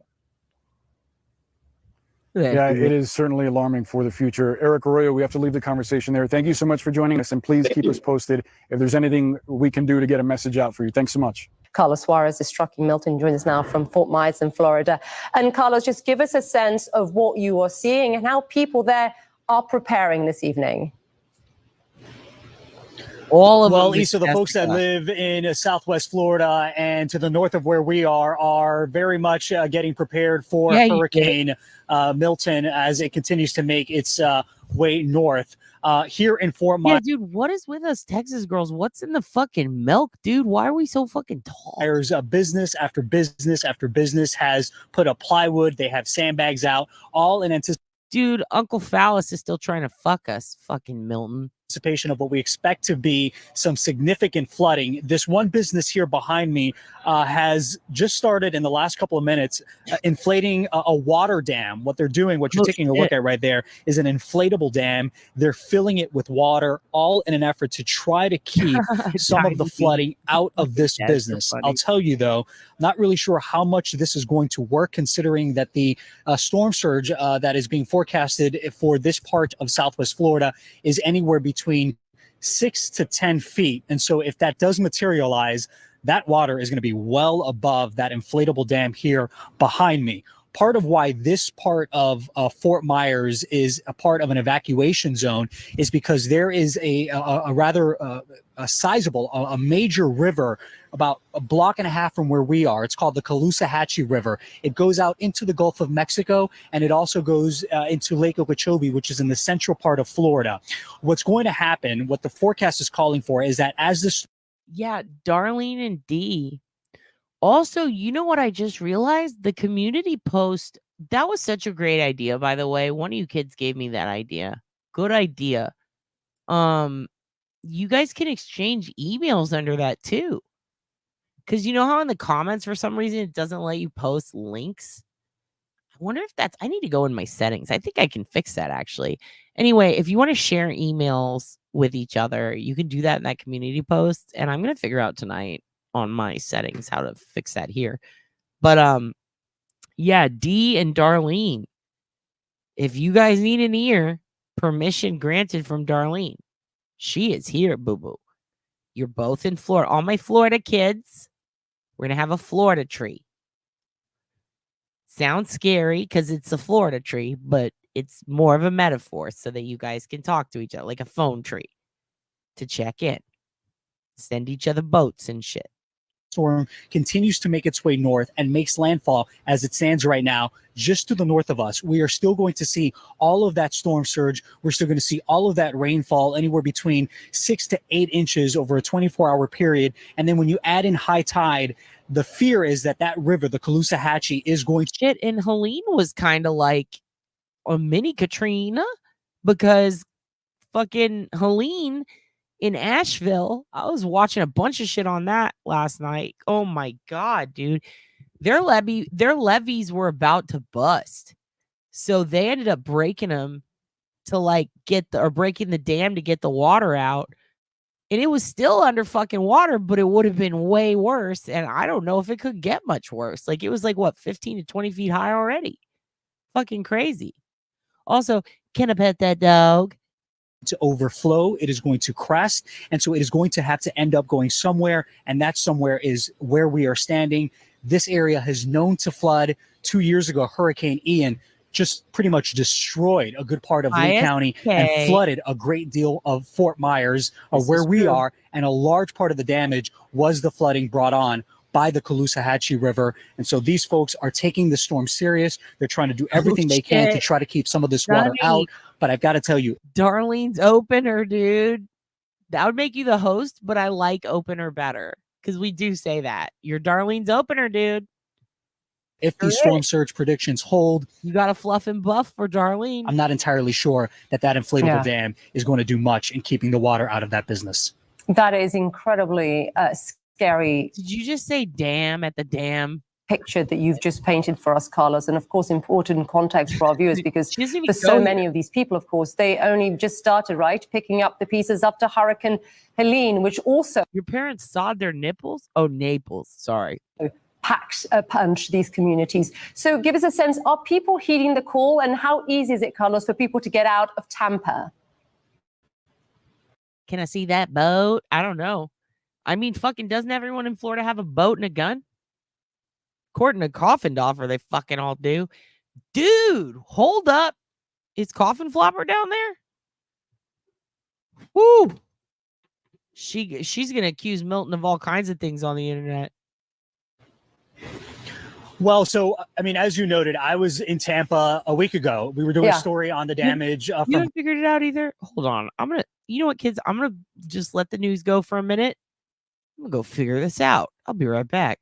Hurricane Helene up there, and the debris there's just not enough time has passed for.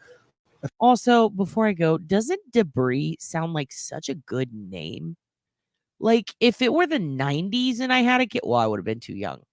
If I had if I was born earlier and had a kid in the 90s, like my own, I would have named. I wouldn't do it in the mid 2000s. It's getting too.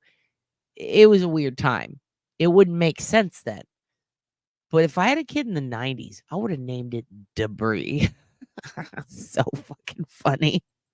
Officials and cities to clear that debris. And so the concern going into the storm is all of a sudden that stuff becomes like missiles. It becomes, projectiles. And the last thing you want are pieces of furniture and cabinetry and water tanks, being thrown around in 100 and 125 mile per hour winds. As for whether or not folks are getting out, I can tell you, having crossed over from South Florida last night, people are hitting the roads. They are trying to get over to South Florida on the eastern side of Florida. If they live north of where we are, they're trying to get more inland into the Orlando. Shout outs to fucking Gremlin. That was a great idea, Gremlin.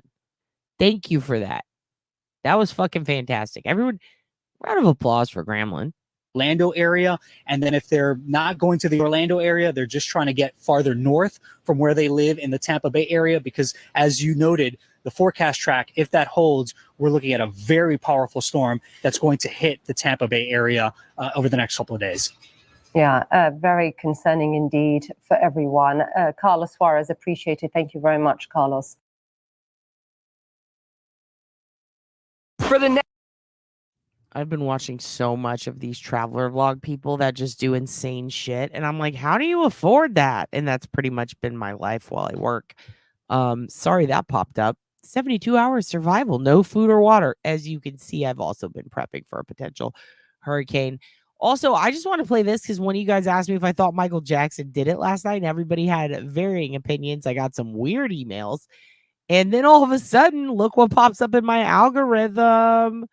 Fucking Perez with his fucking teeth. Let's see what he says. Michael Jackson fans are not going to be pleased. MJ fans are very protective, and his ex-wife posthumously has spilled all the tea, and it's scalding, and it paints him in a very negative light. In addition to her revealing that Michael was a virgin until the age of 35, she also makes a bold claim. I'll get to the intimate talk in a second, but first, as I'm sure most of you know, Elvis Presley's daughter died tragically last year. Priscilla Presley's daughter was just 54 years young, and the official cause of death was small bowel obstruction caused by bariatric surgery she had undergone. Prior to her death, however, Lisa Marie had begun working on a memoir, and her daughter, Riley Keough, honored her mother by helping complete that. And now it has been released posthumously. But before we even get to the intimate talk, how did these two get together? Michael Jackson was a homewrecker. Oh, yeah. Also, Ariel, what the fuck, bitch? Welcome back, Ariel Ballardini, y'all. Fucking hilarious, bitch. Look how she spelled debris. Pat, too, with the comma. Oh, my God. Yeah. The apostrophe. In the book, Lisa Marie. I used to say comma for everything instead of apostrophe. I want you guys to hold me accountable for that. Reveals that Michael expressed his love to her while she was still married to her first husband, Danny Keough. Who does that? Not nice, Michael. Lisa Marie writes, quote, Michael said, I don't know if you've noticed, but I'm completely in love with you. I want us to get married and for you to have my children. I didn't say anything immediately, but then I said, I'm really flattered. I can't even talk. By then, I felt I was in love with him too. Lisa Marie and Danny Keough broke up shortly after that, and then she started dating Michael Jackson. And shortly after they began dating, Michael confessed to her that at 35 years old, he was still a virgin. And she's even spilling some tea on Madonna. Oh my God. And a lot of celebrities. Listen up. Quote, I think he had kissed Tatum O'Neal, and he'd had a thing with Brooke Shields, which hadn't been physical apart from a kiss. He said Madonna had tried to hook up with him once, but nothing happened. I was terrified because I didn't want to make the wrong move, Lisa Marie writes in her memoir. Just 20 days after her divorce from her husband was finalized, she said I do to Michael Jackson. Yeah, it's crazy, right? Perez Hilton is a piece of shit. And he's out here shaming this dude for being a virgin. It's like, dude, did you see yourself in the last 2 decades, homie? Yeah, and he's virgin shaming. Wild. Marie and Michael didn't You have want me to lean in hard to come? Okay, I'll do it. any children, but I'll she go back. did have two. I meant to leave that part of my life behind, but fuck it, right? Let's just backslide. Let's backslide hard into the comma.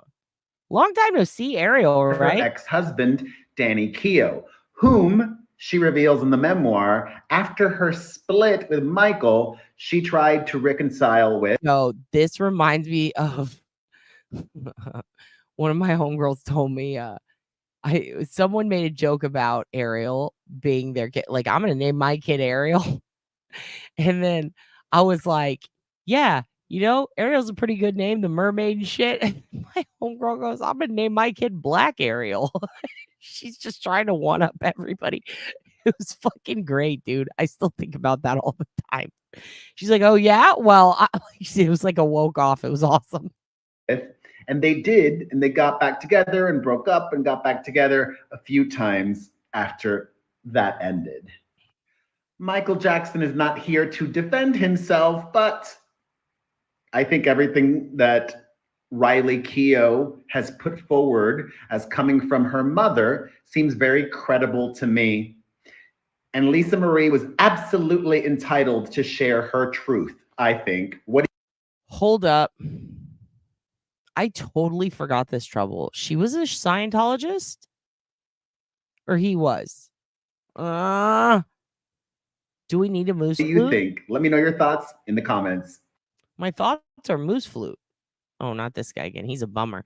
Oh, we want to get you a better Milton update stream. This one, dude, I'm actually kind of shocked. Like, damn, JB at WFLA now. JB, hey JB, hashtag hey JB. I still say hashtag hey JB when I'm like, I will literally be getting gas and they'll be like, what kind of cigarettes did you say? And I'll go hashtag hey JB. I mean, Camel Blues. Like, this fucking dude's voice gets, he could do that quiz thing. You know, the thing where like you do it, it's like a nightly quiz and then like 10 people win and they might get money and all these people play. Like, he could do that. Like, he's got that fucking marquee friendly quiz guy voice. Anyway, 33K people, 33,000 people are watching hey JB, hashtag hey JB, WFLA now. That's a huge number. I mean, these are like Gabby Petito numbers, not even kidding. Like, he was doing like 20 to 30, 20, 30, 40K on those streams. Why do I notice this? Because there was a spell when I think it was JB or his producer was kind of bitching about numbers. And I was like, what are they at? This is insane. This is a huge number. They're live right now. I don't even know if this is YouTube legal, but interesting. You know, dads love the weather. Also, tell me, we could do the Garth thing another day and just like look at funny videos if you guys want to feel good, you know? But I could also read the Garth thing. How about we leave it up to you? Because some of you might not have power for a few hours, you know? And so, like, if this is the entertainment or whatever you've chosen, before you might gotta have to read books a couple of days. Sorry, kids. You should pick. Do you want me to start reading Garth's accusers shit now, or should we push that to tomorrow?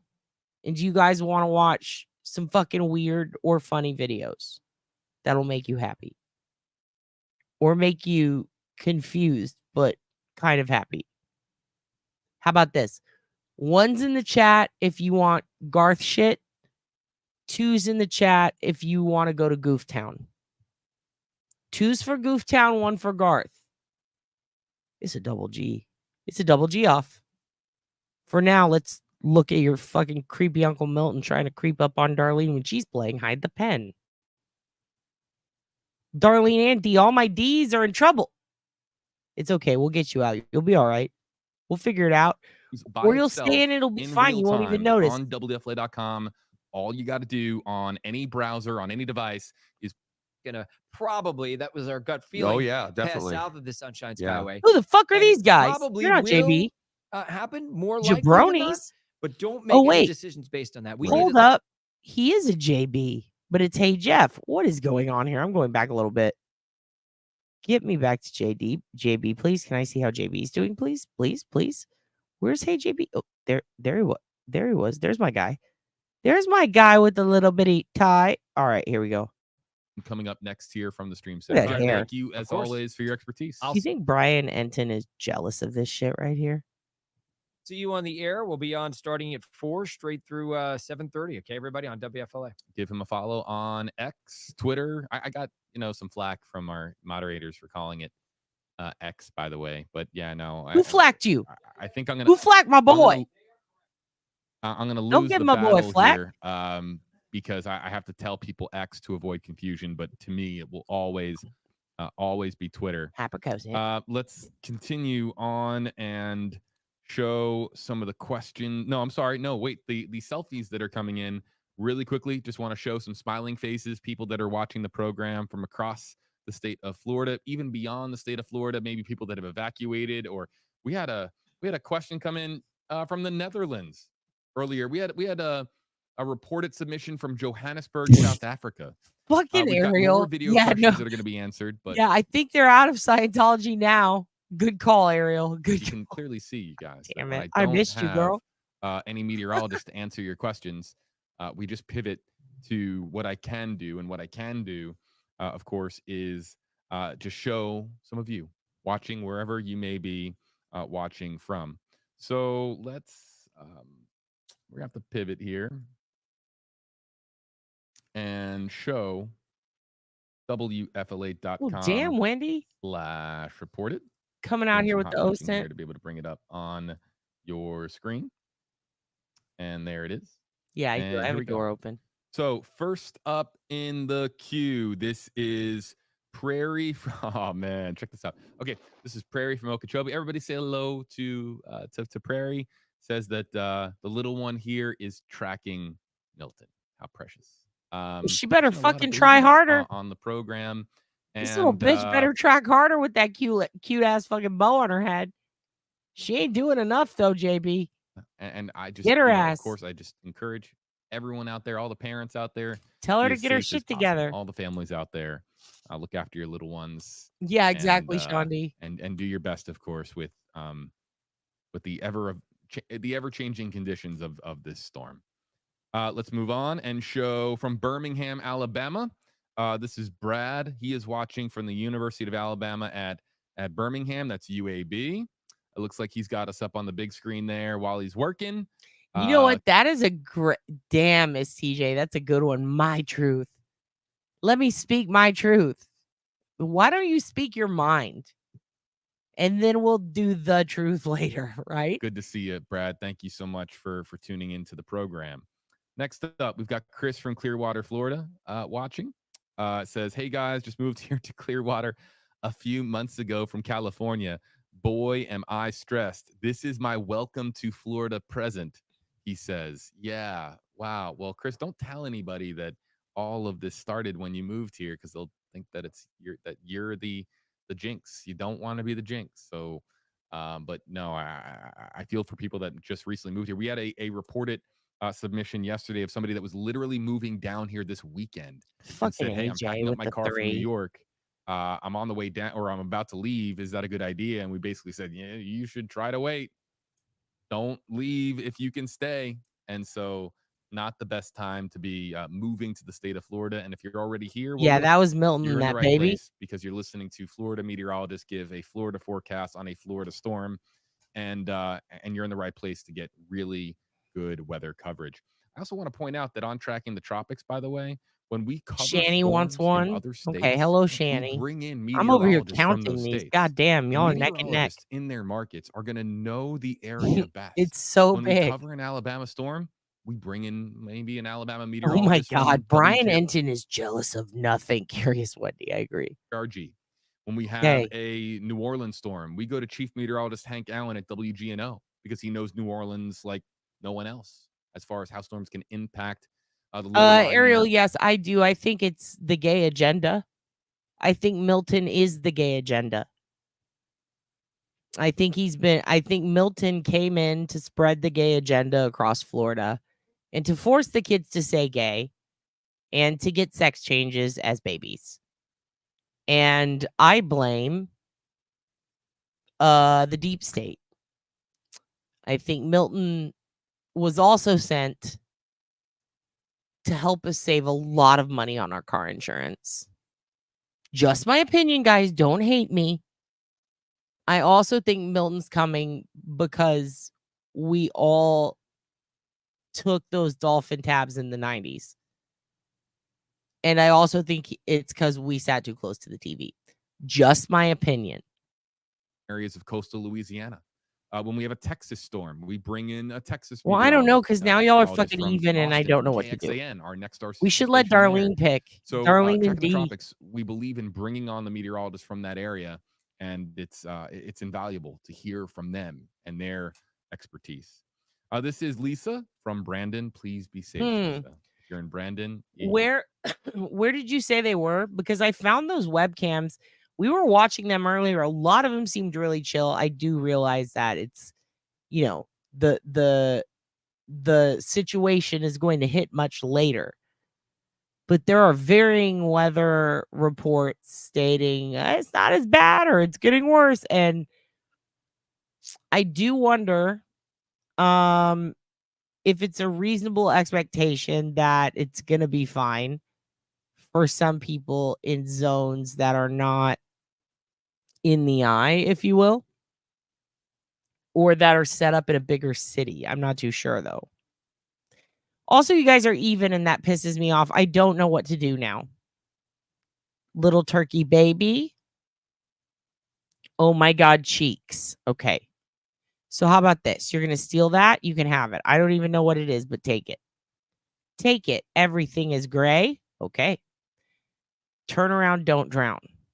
Darlene, what do you want to watch? What do you and D want to watch? I was thinking of all that exactly too. Milton is providing black market abortions. Yes, he is.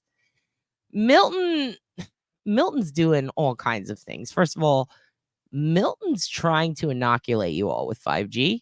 I don't know if you know this, but he was sent by Kamala to inoculate you and to give you hot dog fingers. All right. Shitload of fire trucks and police sheriffs just ran down the road.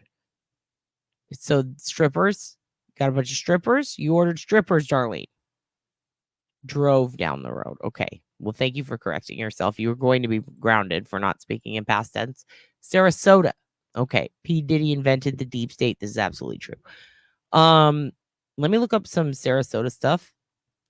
Who is this person talking? Me or this? This is Hey JB. Me, I'm OB. You're Nicole. I'm your dad. Clean your room. All right? Okay? Okay. I think we're going to have to do Garth. Doesn't matter. Get these brain stimulation. Okay, excellent. Excellent. We'll do that. We'll do that. I am holding a bully stick for my multi-poo. Can't toe F. Okay, excellent. Are we same age? Type for a while. I see what you're saying. Excellent. Okay.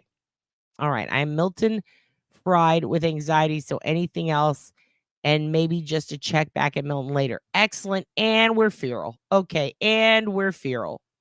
We're feral again. All right. We're fucking feral. All right. We need a palate cleanser. Here's what I'm thinking. I'm not going to put on Dance Kinetics. I promise. I do think this is going to cheer you kids up, though.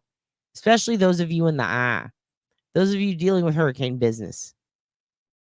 I think you're going to like this. I think it's going to make you feel much better. Whoops. Well, I may have spoiled it. But this one's for you, Darlene and D, and Nicole, and all of you riddled with anxiety right now from Uncle Milton being a big dickhead and coming to fuck your state. Here we go. This is for you guys.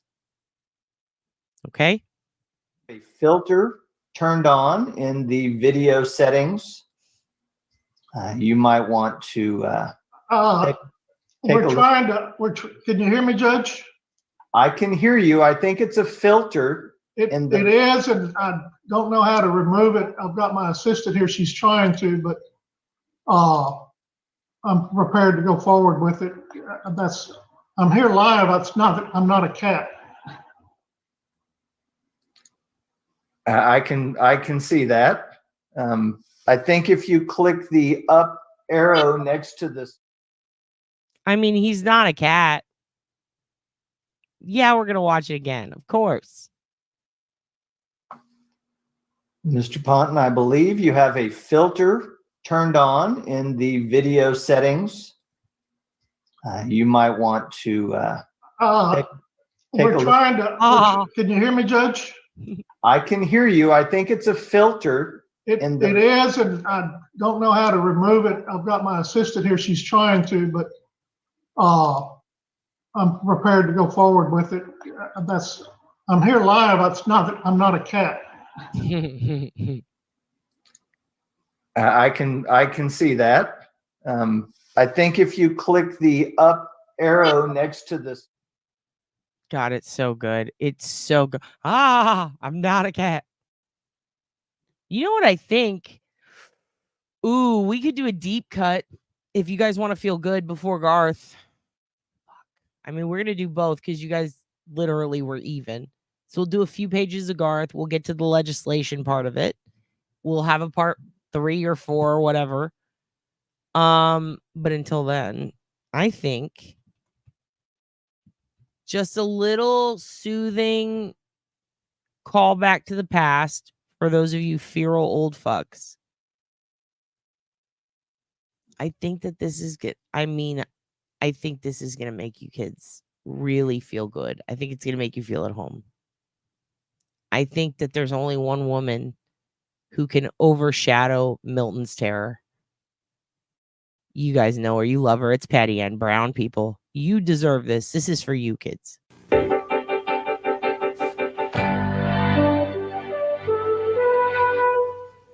Good morning, everyone. The time right now is 8 o'clock. I'm Patty Ann Brown. Today is Tuesday, November 10th. And making news this morning, a bail hearing is scheduled today for New York's highest ranking judge. Yesterday. Yes, but I'm putting it off for Patty Ann Brown and the hurricane. I'll go at 6. The Court of Appeals refused to suspend Saul Wackler from the bench. He remains under arrest in the psychiatric unit of Long Island Jewish Medical Center, charged with harassing and trying to extort money from an ex-girlfriend. Amy Fisher is calling her alleged lover, Joseph Buttafuoco, a liar. In a tabloid television interview yesterday, Fisher said Buttafuoco gave her a venereal disease and was behind the shooting of his wife, Mary Jo. Yo, look at those jeans. Amy, girl. Venereal disease and was... Oh, I miss those jeans. I used to have those jeans where they button all the way up and then they poof out at the butt. Oh, I fucking miss the 90s. Behind the shooting of his wife, Mary Jo. The Democratic Party is in New York City. And so far, the emphasis has been on the word party. Yo, she said that like she's terrified. The Democratic Party is in New York City. Chill, Patty. It's going to be Joe. The Democratic Party is in New York City. And so far, the emphasis has been on the word party. Well, one man Clinton can expect a ringing endorsement from is Governor Mario Cuomo. He'll take center stage Wednesday night to officially nominate Clinton for president. Topping. Yo, I will put a fucking, I swear to God, I'll put a gun full of shit in my mouth and squirt human diarrhea into my face before I ever do that, Adam. I'm not gonna put you through a police audit. I'm not gonna put you through a fucking select board meeting, but I'll put you through drywall if you fucking bring that up again. We're never doing that. We're not fucking sinking into that fucking cesspool. Fuck no. I mean, am I going to maybe summarize some fuck shit that goes down? Keep a peep on the gossip, take some screenshots, show you kids a vid? Sure. But we're not going to watch I'm not going to break down a police audit. First of all, nothing on that's going to be true. When you let the police or the police's friends or anybody in a corrupt town pick out anybody to check your fucking behavior, and then you're the one paying them? Why believe any? We may as well burn it for warmth. That's like reading the 9/11 Commission report. We're not going to do that. I'm not going to do that to you kids. Thank you for checking, though. And thank you for encouraging me not to. Because I was one Hoogan join away from maybe doing that. So thank you, Adam. Today's news, a plane crash at LaGuardia Airport has left at least 13 people dead. U.S. Air Flight 405. This is a great idea. Fishing for dicks, dude. That's a podcast. Cleveland at 9:30 last night when it skidded off the runway and slid into Flushing Bay. I do, darling. It's now known how many aboard U.S. Air Flight Girl, that green was a choice. 405 died, but the question of why remains unanswered. Autopsy reports say drowning killed 2/3, 18 of the 27 victims. Joe Chaffee, Mother Nature, been throwing us some curves this spring, but gone all over the place. I always know it's getting close to softball season with this guy. He wishes God threw him some curves. Haha, got you, psych. Look that mustache, badass. Because he starts asking, when's it going to be 50s? When is it going to be 60s? When it's going to be 70s? Let's dry out that baseball field. 50s by that baseball field. Is that what they call it now, boys? by Sunday. Sounds good. How's that? I can just about guarantee it. Nature World at 10 o'clock. Okay, thank you. Next time, try not to take it so seriously. All right. You thought golf wasn't exciting. Coming up next, will the start of the work week be a weather? Yeah, that's the select board meeting is, what was it? Was it what was it called? The Soul Awards? What was that award show? Was it the Soul Awards? Fuck. I'm blanking on it. It was where it was where everybody got a big fucking fight. All right. That's the select board, but everyone's too pussy to fucking throw hands. It pisses me off. Winter meteorologist Norm DeVoskin will be up at the map with the forecast. We'll have live coverage. We're always there, and we will be again this year. Looking forward to that. I can't believe it's coming already, though. Oh, it is. We're already talking Christmas, beginning in It already November. feels like Christmas too. That's it for this hour. I'm Carolyn Gussoff. Democrat Tony Knowles. Yo, Wellman's mom is home from the hospital. Yes, girl. Yes. Love it. Former mayor of Anchorage is the winner by 528 votes. AJ, you're hilarious. More surprising claims in the O.J. Simpson murder case. The former football star is claiming that he was the victim of domestic violence. The worst fires in Suffolk County. The Source Awards. That's what it was. History is burning in the Rocky Point area. Firefighters from every department in the county have been called in. More than 24 hours after it started, the fire is still going strong. Funeral services. Yeah, we got distracted. Now we're just watching intros to Patty Ann Brown. We're going to get into Garth in a minute. We're just going to see a few more. For Israel's We're trying to self-soothe. Minister Yitzhak Rabin are underway. Nearly 1 million mourners have filed past Yitzhak Rabin's flag-draped coffin at the Israeli Parliament building. Usually hardest hit during a storm here on Long Island is Dune Road in West Hampton Dunes. News 12's Doug Geed is standing by at that location with a report for us. Doug. Okay, Patty Ann, Carol, I can tell you it is very... Good afternoon, everyone. I'm Patty Ann Brown. A Tower Air Yo, 747. that would be so funny if that's what the news really did. If right when Doug started talking, they just cut his ass off. I would laugh so hard. We're going to get to Garth. Plane has skidded off a runway at JFK Airport. The plane was taking off on its way to Miami. It was flight 41. Welcome, Mr. Speaker. Patty Ann, it's good to be with you. You're having this conflict with President Clinton concerning the not wanting to raise the debt ceiling. From News 12, this is Reporter Roundtable. Apparently, there have been a total of 50 computer breakdowns in the air traffic control computers over the past 2 years nationwide. That's pretty frightening. Oh, it is, but they're designing a new system that's supposed to go online in 1998. This dude fucks. Maybe 1999. Right.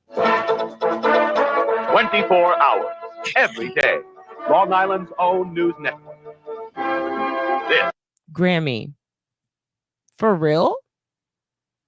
Stockdale is a little town out by near where I'm from. And also, Gretchen Stockdale? That's a name. She used to bang OJ, and then you played Barbies with her when y'all were kids. Well, not in that order, but that's crazy, dude. What was she like? Is News 12 Long Island. Now, the morning edition. A construction site accident in Valley Stream has deadly results. Good morning. I'm Patty Ann Brown. And I'm Matt Chaplow. There apparently was warning from air traffic controllers before Tuesday's deadly midair collision. Yeah, those balls def be slapping. Hold on. In India. And there's word tonight that the famous Twin Towers may be closed for a long time. News 12's Oh, shit. Too soon. Patty Ann Brown standing by now in New York City at police headquarters. Patty Ann? Melba Scott, I'm at One Police Plaza where the press has just been briefed on the latest in the investigation into who planted the bomb that caused Friday's deadly explosion at the World Trade Center. It was the 5:33 train coming out of Penn Station in the height of rush hour, a full train. The train was traveling along the tracks when apparently, according to what witnesses have told police, a man on the train opened fire. State Senator George Pataki will soon be Governor George Pataki, the first Republican governor of New York State in 20 years. Long Island's religious leaders are hoping their visit here strengthened lawmakers' resolve to end what they call the Bosnian Holocaust. In Washington, D.C., Patty Ann Brown, News 12, Long Island. It was a goddamn Patty Ann. Hey, Darlene, I got your pictures. Here's the problem. They still have EXIF data on them, and they are very identifiable. So I'm not going to show them because that's your fucking house, dude. Like, we can't be showing that. But I'm going to show peanut up your butt. It is what you think it sounds like, people. No, in all seriousness, Darlene sent me this. Super cute. This is her kitty. Everyone check it out. Take a look at it. It's a fine-ass cat. Look at this cat. Why is it zooming in so far? Look at the little Hoogan. Look at the little Hoogan. Very, very cute. Very cute. Love that for you. All right. Patty B is dope. We love Patty Ann Brown. Defo wasn't going to stay. My house is empty. I'm not even drunk yet. You will be. I apologize for what I say when I'm in turbo mode. Don't apologize. Find out her skincare regimen. Her skin looks flawless. Patty's?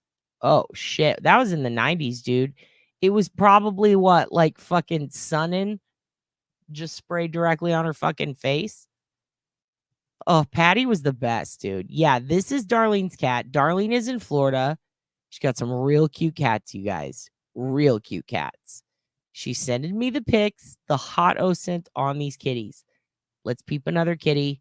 I'm going to show them, Dar. I'm showing them because these kitties are real cute. Oh, shit. Oh, shit. I'm getting your destruction path pictures. That's upsetting. Let me find this cat. Hold on. You guys want to pet this cat? Let's see this. Here they are. Is this them? Nope, those are trees.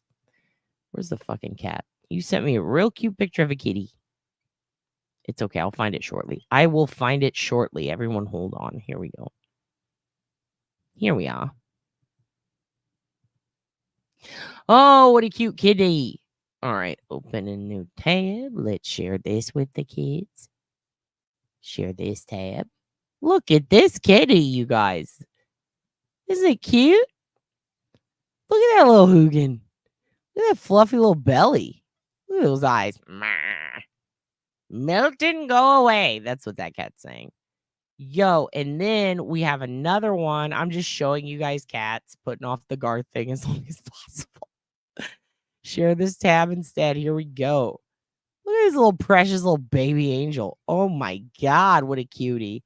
These are some cuties you got here, Darlene. Very cute. Very cute. Love these kitties. She is so Vivienne Westwood coded. I know. Where is she now? Probably off fucking curing diseases. Probably off being her bad self. Maybe she runs a horse farm and takes meth. I don't know, but we should find out. Let's do the OSINT. Let's find Patty Ann Brown. Take it back. Doubling down, and that is bringing comma back. Bring back comma, please. Very cute. I want to hug it. No way, Patty Ann Brown. Charlie Brown married Peppermint Patty and she became a journalist. Starring it. New conspiracy theory. Got me lupus rash starting. Uh-oh. Let the cat lick it. I think that'll work. That looks like my Luna. Dude, very cute kitties. Darlene's got very cute kitties. Darlene, will it help if I read the allegations against Garth? Can we help ease your rash with allegations against Garth? Look at these little kitties. Look at these little. Can I pet that cat? Noxzema Seabreeze. True. That is actually it. Sammy says, "Be my friend." Himicane Milton is hitting Florida. This is true. I posted my cat in Discord because she sits and judges us. Oh fuck! I need to go look. To go to another channel. I went to a funeral a few weeks ago for his brother's content. Explain later. take care, family. Okay, you go there, LA. I think I remember you talking about this. Feel better, girl. That's Callie. I know, she's so cute. Oh my gosh, so precious, so precious. I'm not in Florida, I know, but your name is Pierre, so everyone thinks you are. I have a tiny baby kitten right now, and I'm fostering and bottle feeding it, and she's so precious, and she's missing part of her back leggy. No. Will it grow back like a liver? LA is clapping. Is it stress induced? Well, if it is, we better read some Garth. Maybe it will be here eventually. Patty Ann Brown is happily married and lives in New York City with her husband and son. Yay, Patty. Okay, let's talk Garth, you guys. I can only put it off for so long. We got to do this. We got to do this. All right. I took a ton of notes. I'm not going to read page 1 because it's literally here. Let me share it with you guys. It's literally just the court information with the case number. It is in the description of this video if you would like to see it and read along. So here we go. Also, Dad's going into blackout mode as of now, so I will not be looking at chat. I will only be reading these documents to you. So let's get started, and I will pause to give thoughts on this as we go along. But I'm going to try to keep them short, okay? All right, here we go. So first, let me clear my throat. All right, this is so the first lawsuit that we saw was filed in September from Garth.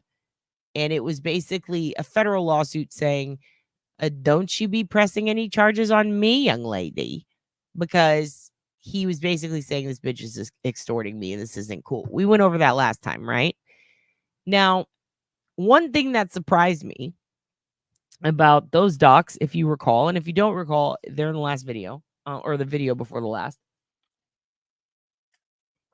was the very openly aggressive way Garth's lawyers wrote it out. It straight up is like, she's lying. This is extortion.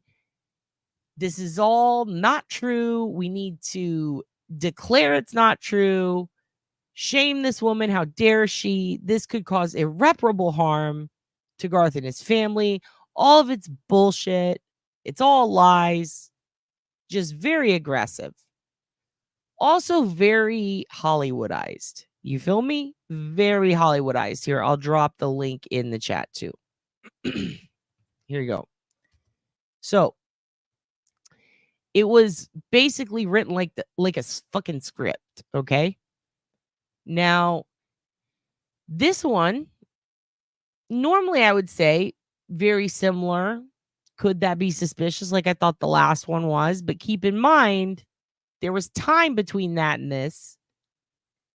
When I look at it in order, even though it's 27 pages, it seems to be almost like a rebuttal in court or a response, if you will. These remind me more of opening arguments or closing arguments in a trial than they do actual court documents, because the wording feels very opinionated on both of them. But at the same time, in hers, she is addressing, or her lawyer is addressing on her behalf, very specific responses to the things that were not only in his federal paperwork, but they were mainly speaking about the fact that he filed it to begin with, that this was a bullying technique, a tactic, if you will. Seems reasonable now in hindsight. How do you feel? No, I understand he's the respondent, but he filed preemptive paperwork a month before this to try to stop her from filing this, namely because he didn't want to be named. So this is an interesting conundrum, isn't it? Because it would imply, as we talked about in the other video, the first part of this, it would imply that he knew this was going to come out. Well, how did he know? Well, they explained it in here, but also in his. In his, it was because they were in talks for months, right, about the allegations. he was saying that there was extortion going on. She was trying to get money. She was threatening to put this lawsuit we're looking at out, right? So here's how he knows she's filing it. He says it's because of that, because there was extortion. Like, her lawyers called so that they could have conversation about it, right? In reality, it points out in this very clearly that they basically contacted him as part of the actual litigation process, not necessarily to come to terms really with a settlement or anything like that. They were doing due diligence to let him know that she's considering bringing these charges against him and filing these charges specifically because there was current legislation and bills that were being put on the table to protect sexual assault victims' ability to basically sue someone or take them to court for a situation that happened many years ago. Now, prior to 2023, you actually couldn't do that. And, in the specific state that she would have had to file. Because the assault took place in California, they had to basically wait for the laws to catch up. Now, the statute did change for specific cases after specific dates. However, because of the time that she was there and challenges to the court at the time, this was not really something that she could just do until the bill was through. They anticipated this bill going through, and it looks like they were doing their due diligence to see if there was any possibility of perhaps him, I guess, you'll see it in here. I don't want to really tell you and then read it to you, but it makes sense in here. They did let him know, but it wasn't to extort him. It was because they're going to need to subpoena. They're going to need to get case records. Also, you have to let someone know when you're suing them, if you're trying to get discovery. This is different because it's civil, but I believe she's trying, or it was civil, technically. It was federal from Garth's end. He's trying to stop this shit from happening, right? It's a criminal act. She's filing it in California, but in Mississippi, I believe it's technically would be considered civil because it happened in California. She's asking for a jury trial. This is all very interesting. The way it's set up, 2 days ago, I said it could go either way. When you look at it in order compared to his initial filing, especially the fact that he puts Jane Roe and John Doe and hides his identity, in this document, they reference that specific case number, which is the one we read, and they confirm that's the fucking one. So now we know why everybody is so openly sharing this as if it's definitely Garth, which we can kind of draw the assumption from based on what we read, I think. But now we have it absolutely confirmed because the cause number is there and everything. So let's go ahead and get started. There are a lot of things in this that make a lot more sense when you put these up against Garth's federal filing, the extortion filing. When you put them next to each other and you look at the dates, you look at the situation, you look at how each viewed it, there's a huge difference between these two. Hers has the evidence. Everything that she claims in this, after point 1, which is a little aside that they have, it's very David Foster Wallace of them. Look, I'll show you down here. Any email, text message, or content of telephone conversations placed within quotations herein are direct quotes from the documents or audio recordings. She has evidence and receipts. So everything that you see in quotes or bold right here, everything from what fucking happened down here, they have proof of. That is a big fucking deal, you guys. This is the part that makes me go, oh shit, this is like Vince McMahon. He did not have proof. In fact, they went out of their way to be very vague. To only contest, remember, I said, wow, they're contesting the what was it? The sexual what was the word they used? Fuck. It was the inappropriate sexual whatever. It was like, oh, he did bad sex stuff. He sexually sexually inappropriate things, right? They never acknowledged the battery. They never acknowledged the big shit, because when you're looking at filings like this, assault and battery are two different things in some states. In Texas, battery means that you had to fucking hit someone and you had to cause harm. An assault, you would think, would be the same, but no. An assault can be just a threat to harm someone. Okay? So he's being charged with assault, which is the threat, and battery, which is physical harm. And to top that off, you have the rape. You have the fact that he is technically her employer, which is a huge fucking deal. It's very, very fascinating that she has email, text.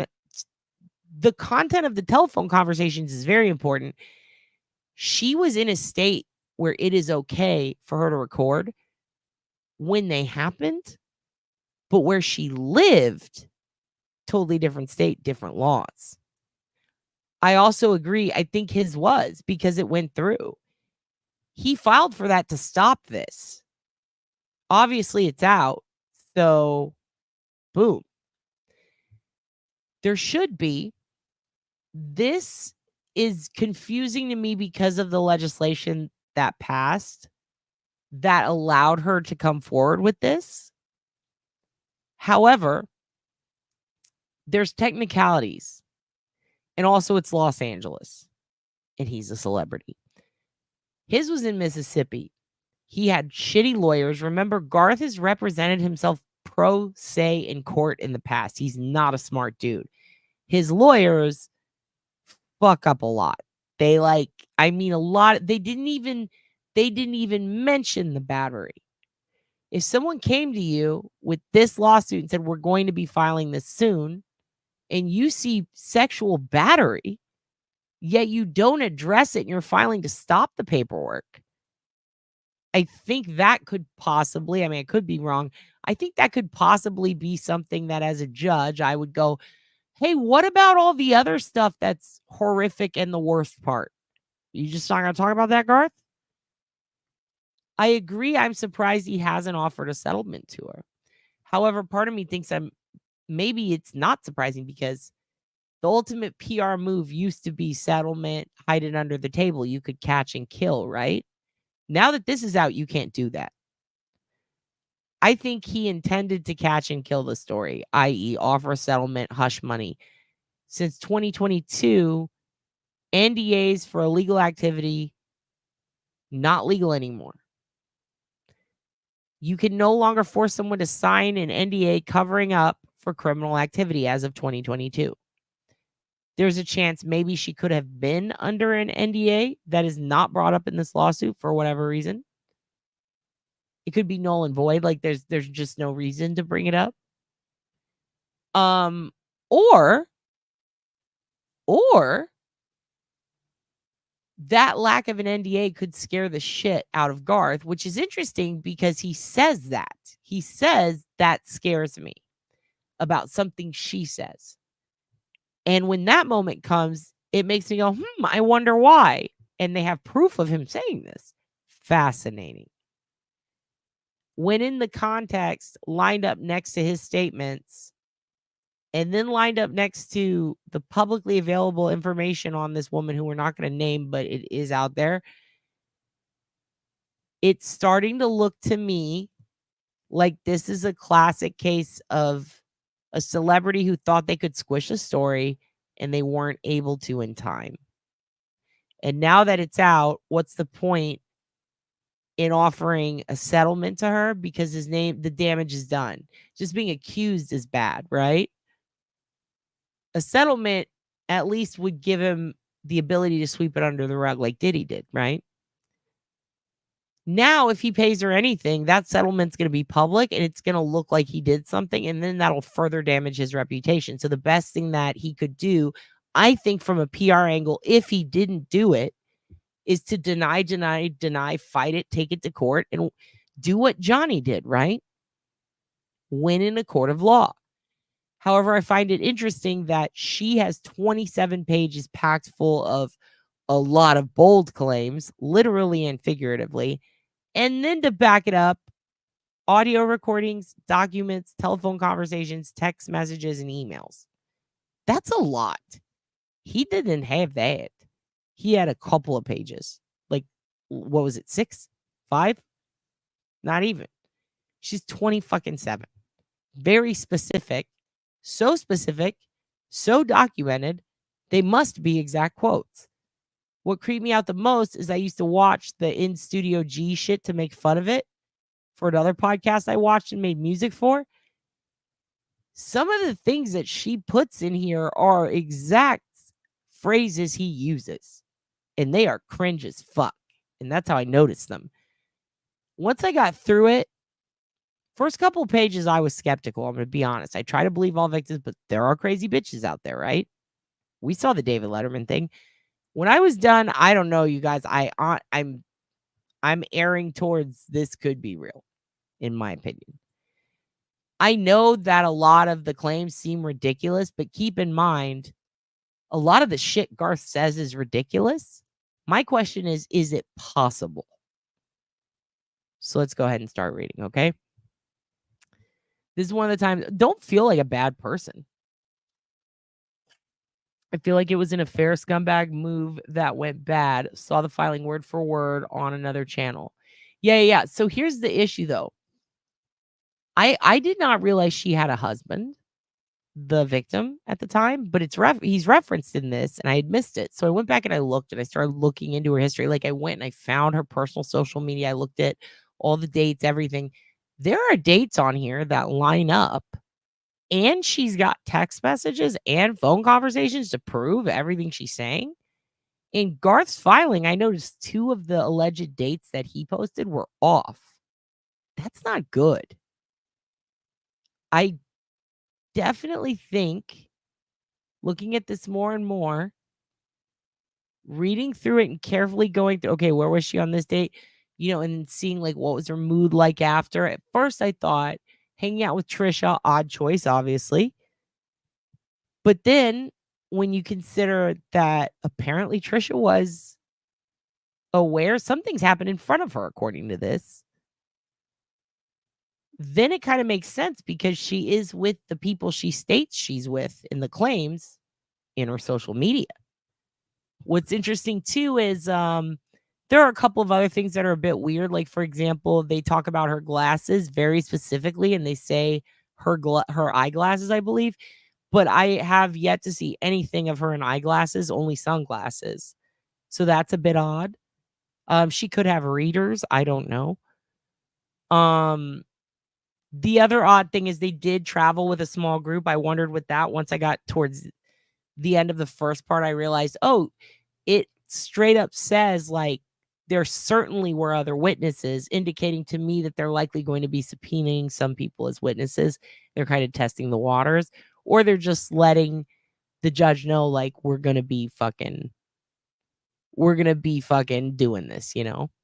Yeah, he was trying to sue first and try to financially drain her, but I also think it was preventative.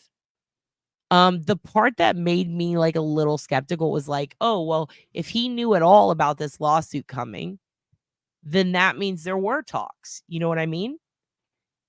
But then when I found out about this law and this bill change, it had nothing to do with that. She didn't sue him back then because she was holding out for a payday. She didn't sue him back then when it happened because she legally couldn't. The statute was up, especially in that state. So when you're a traveling independent contractor, you have to go state by state for where every crime occurred. So she had to consult with lawyers. They were able to fit her in through a loophole in this. Let me just show you right now. Here, I'll just show you this. Let me pull this down and show you exactly where. We will get there, but also it's very fascinating. Here we go. So this is called Fight for Survivors. It's the Sexual Abuse New Assembly Bill 2777 in Cali. The new Assembly Bill 2777 defines sexual abuse as any crimes described in various penal code sections, including the Penal Code Section 243.4. In California, a person can face misdemeanor or felony charges if they touch another person's intimate parts against the person's will for sexual arousal, sexual gratification, or sexual abuse. Penalties include fines in the thousands and prison time. So what this did was it essentially not only allowed for people, it's not just a raising of statutes in some cases, but it's also allowing for certain things to be sue worthy, if you will, but also to be subject to very specific different things it wouldn't have been in the past. For example, in the past, if you wanted to sue someone for rape, like you say they assaulted you, again, assault and battery are different things. The law used to be a bit weird, apparently, in LA about what constitutes sexual abuse, sexual assault, sexual battery. They had to change those to make them encompass other things. Why did they do that? Because basically, like, if you're, I don't know how to say this without it sounding bad.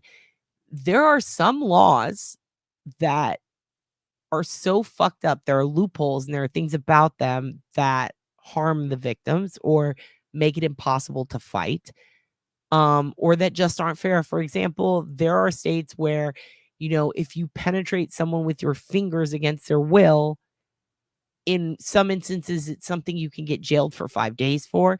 It's a misdemeanor. In others, it's a felony. In others, it's serious aggravated sexual abuse. Like, all of these things needed to be defined and lined up perfectly so that victims who were assaulted in very specific ways could take someone to court, and that there could potentially be the possibility of prison time. Also, how an accusation comes forward and what is needed for the case to make it that far. Very important.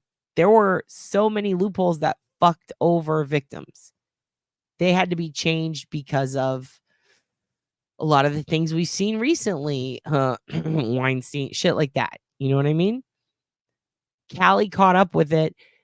Oddly enough, I believe this was one of the bills that Evan, what was her name? Evan Rachel Wood. I think these are one of the bills that she helped try to push forward. Okay. Yeah, exactly. This is such a great comment. False allegations wouldn't feel like a loaded gun being held to his head. True. Well, here's the thing. Mrs. Yearwood supposedly took part in some of it or was aware. You know what I mean? And here's another thing. It does state in there that he took her phone on the last occasion they hung out and tried to delete stuff. I do wonder if they hired Cellbrite to do an analysis on her phone to pull those deleted messages. And if that's what took a year, in addition to this legislation needing to come through. And now that she has the proof, let's move forward. Let's see what proof she has. The lawyers might have been waiting to make sure she has a strong enough case. And they were feeling the waters with Garth to see if he would cooperate and show them anything to prove otherwise. His filing came out first and had no evidence. Hers shortly followed with a ton of evidence. Very interesting. Yeah, we saw the Amber Heard thing. No, I'm not a fan of his, but don't like what influence he had. I'm sure he had kink and starblind female offended. Yo, yeah, big time. He also would take girls to the back of his there's infamous stories about him, like just like a rap concert, like go pick me out some girls and bring them in the back, like Migos does, T.I., fucking P. Diddy, like just like all these hip hop stars, go pick me out. Do you remember Wayne's World? A lot of girls' boyfriends are back there. That's Garth, dude. It's very well known. The allegations would feel like a loaded gun to any man, whether true or false. It all seemed to, well, I would think it was unloaded if there's no proof and if it didn't happen. If it didn't happen, you may as well be holding a toy gun to my hand, right? It all seemed sour when the suit came after he refused to put her on salary with family health insurance. Well, they do talk about that, though. They do talk about that. And here's another thing. If he hurt her and caused severe damage medically, which apparently they do have evidence of, in that instance, yeah, I would want medical care, you know? But fair enough. Some people do think that. Let's see. It's pattern. It's the pattern behavior. And so, but there is no pattern. She never accused him before. He has a pattern, though. He's been accused of shit and he's cheated a lot. Or are you talking about him? Yeah, oh, you're talking about him. I flipped it. Sorry. This type of guy only makes sense working at a mall kiosk. He was never meant to be given so much power. I know, dude. Sunglass Hut manager for life. Yeah, he was trying to swing. Hurricanes are a punishment for making Garth Brooks famous. That is probably true. Make a new song about a hurricane. Oh, Jesus Christ. All right. Hold on. I got lost. I did hair for 20 years. You're almost always an independent contractor. You never get salary insurance. That's the loophole of being in it. I know. But that's the thing is people want to fight it. Like same with wrestling. You're an independent contractor, but you get your ass beat every day. You know? Eventually you're going to need medical insurance. So now people are fighting that. The new Assembly Bill 277 defines sexual abuse as any crimes described in various penal code sections, including the Penal Code Section 243.4 in California. Yep. Power trip on his part. She knows this man. She has her ducks in a row because he acts like himself around her. Ooh, good point. Could be. We treat victims of sex crimes like shit. Of course, they don't want to come out for years. I'm happy they are extending these restrictions on filing. True. I think it is horrible there has been a limitation when you can try a person for assault or rape because victims don't always come forward right away. Exactly. And right now, she's coming forward late and people are going, why? Well, it's because of a number of things. This whole situation with this bill, obviously, they needed it for a reason, right? She was not covered. Also, under old law, these provisions applied to actions brought on or after January 1st, 2019. What he did to her occurred May and October of 2019. The timing is everything. Right here, sexual abuse survivors whose abuse was covered up can bring forth lawsuits by December 31st, 2023 under the following conditions. Literally, they have set up a limited date, an ultimatum for when you can press charges against your accuser. Like, this is wild. I agree. I mean, they're going to. That's why they filed it. They want to take it to court, to a jury trial, so they can. If a judge dismisses it, though, or if it gets thrown out for some reason, they can't. So they're pushing for this so they can show the goods.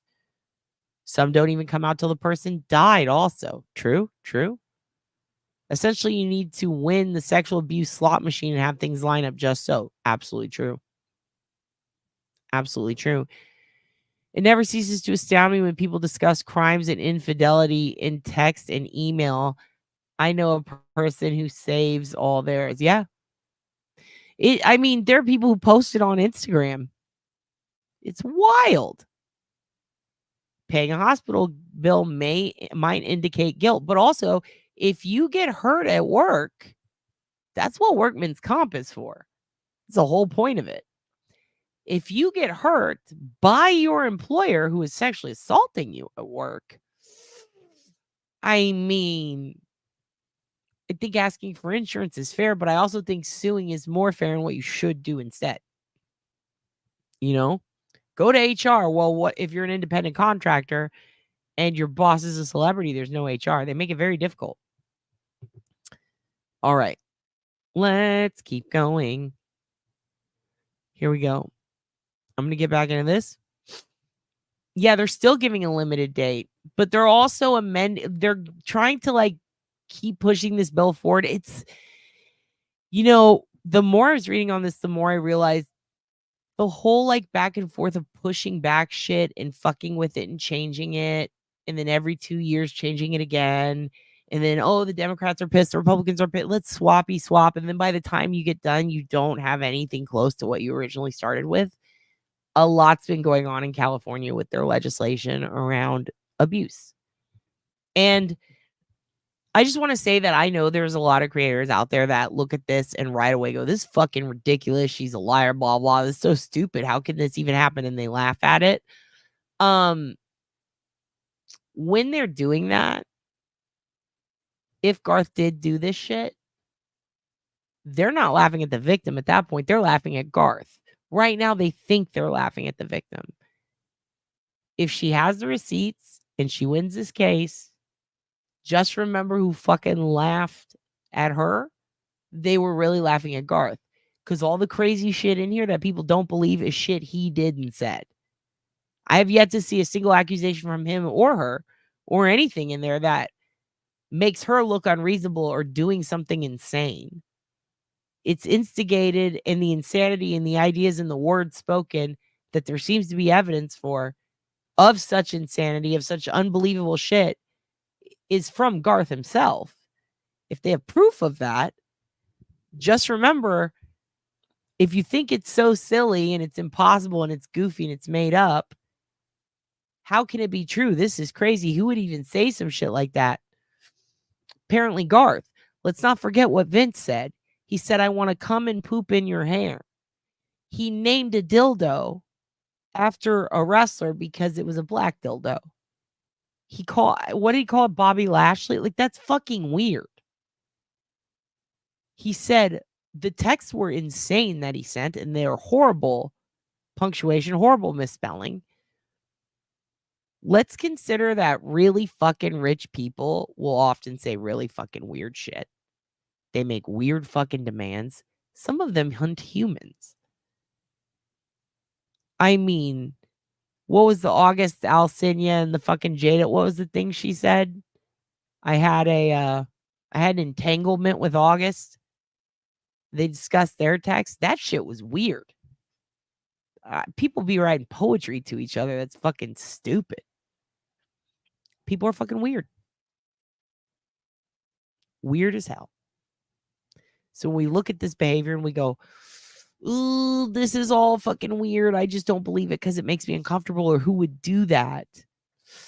I mean, who would have 1,000 bottles of baby oil in their bathroom? If a victim claimed that before we saw the pictures or the raid, if they claim Puffy had that, I guarantee you so many people wouldn't believe it because it's so stupid and so insane. To see the pictures of it, it's like, oh, fuck, I guess he did have 1,000 bottles of baby oil. Oh, my God. So with that said,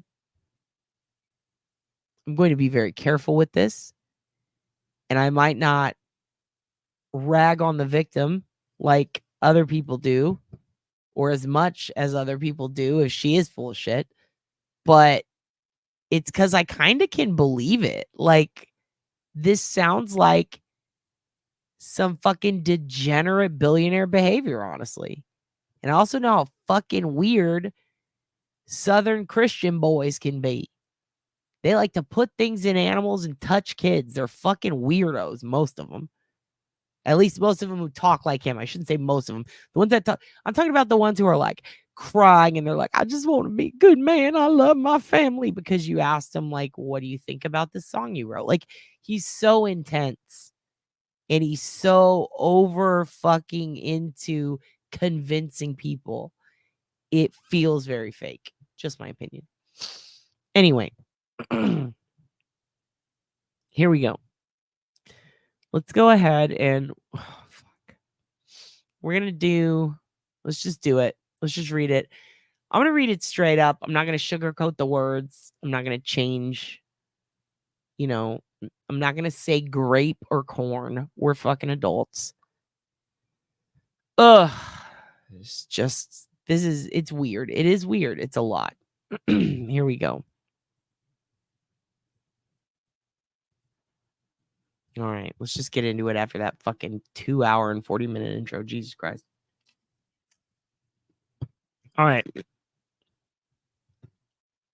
Plaintiff Jane Roe hereby submits her complaint against Garth Brooks, by the way, named in hers, and alleges as follows.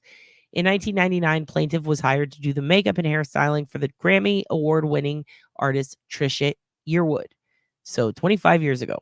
Miss Rowe continued to work for Miss Trisha Yearwood over the years, as well as for many other celebrities, which we went over in the last one. And in 2017, she started to do makeup and hairstyling for Garth Brooks, Miss Yearwood's husband. By 2019, so 2 years after starting to work for Garth, after Brooks learned that Miss Rowe was experiencing financial difficulties, I did some more exploring on her socials. She was going through something. She was literally having to sell the family farm. That antique thing was trying to get rid of a lot of stuff that she had for a reason. I think it could have had to do with possibly an oncoming divorce or possibly medical issues. Anyway, she was grateful for the additional income and thanked him repeatedly because he hired her more often in 2019. It did not take long for Brooks to take advantage of her financial hardship, just like Brooks's shit. Strong words used here. This is where it gets a little Hollywood. This is where it gets a little opinionated, and I don't like it. But fair enough, he did that too in his filing. Brooks seized what he saw as an opportunity to subject a female employee to a side of Brooks that he conceals from the public, believe it. This side of Garth Brooks believes he is entitled to sexual gratification when he wants it, and using a female employee to get it is fair game. Sound familiar? Sounds like Vince. One day in 2019, when Miss Rowe was at Brooks' house to style his hair and to do his makeup, she looked up in horror as Brooks walked out of the shower naked with an erection and pointed his pecker at Miss Rowe, coming directly towards her. He grabbed her hand and forced them onto his penis. Brooks appallingly told Miss Rowe that he fantasized about this moment and wanted her to perform oral sex on him so that he could, quote, come all over her face. Now remember, this isn't a quote. Very important. Anything in the quote, here 2124, they got receipts. Specifically while she had her glasses on.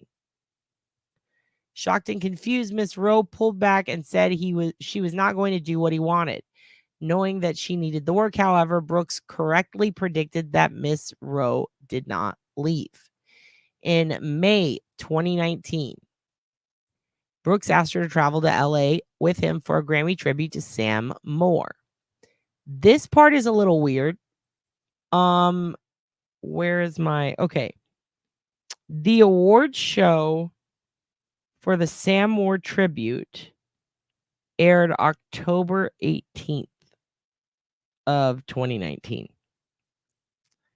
This says in May he asked her. So May, June, July, August, September, October. So 6 months before, he asked her to travel to Los Angeles with him for a Grammy tribute to Sam Moore. So she had 6 months to prepare. Usually there were others on Brooks' private jet, but this time Miss Rowe and Brooks were the only two passengers. Once in LA at the hotel, Miss Rowe could not believe that Brooks had booked a hotel suite with one room and she didn't have a separate room. I think the space, the 6 months between that, i.e. between him asking her and saying, can you do my makeup for this event? Between that and the date of the event, that separation of time, it seems to me like a good excuse, or it's just a good way for him to get his ducks in a row. It gives him time to put himself in a situation where he could be alone with her, but he definitely has time to get hotel arrangements. He can't make the excuse there weren't enough hotel rooms. He had 6 fucking months. He knew she was doing his makeup. He booked one hotel suite. She has receipts. That is weird to me. I don't like that now. After they arrived, suddenly Brooks appeared in the doorway to the bedroom completely naked. Also don't like that. He stood there and flexed his muscles. False premise, he has no muscles. Miss Rowe immediately had a sick feeling in her stomach, knowing she was trapped in the room alone with Brooks, with no one to help and far away from Nashville. It is true. And they came on a private jet and she was having money problems. So she can't afford to leave. She can't afford to book her own hotel. He's trapped her. She's scared if she pisses him off, right? It's going to get weird and he's not going to help her anymore. Also, he came outside and she saw his penis. She's kind of in a moment, right? This isn't like something that's been happening before. This is the first time something this egregious has happened. Keep that in mind. Tragically, her worst fears came true when seconds after he was towering over her, his 6 foot, almost 300-pound frame, ready to pounce on Miss Rowe. Shit like ready to pounce is what bothers me. Like, stop making all these fucking presumptions on both sides. It's unnecessary and it's dramatic. On Miss Rowe, who is less than 5 feet and 100 pounds. I did the OSINT. It's true. She's tiny. As she began to panic, he grabbed her hands, pulled her into the next room and onto the bed where she could not escape his physical domination. I believe it. I believe it. Brooks' rape of Miss Rowe was painful and traumatic. Having no regard for her well-being and intent on his own sexual gratification at the expense of Miss Rowe's physical, mental, and emotional trauma at some point during the nightmare, I would say during the event. This is what I mean by dramatic language. Again, they both did it. I'm annoyed at both of the lawyers.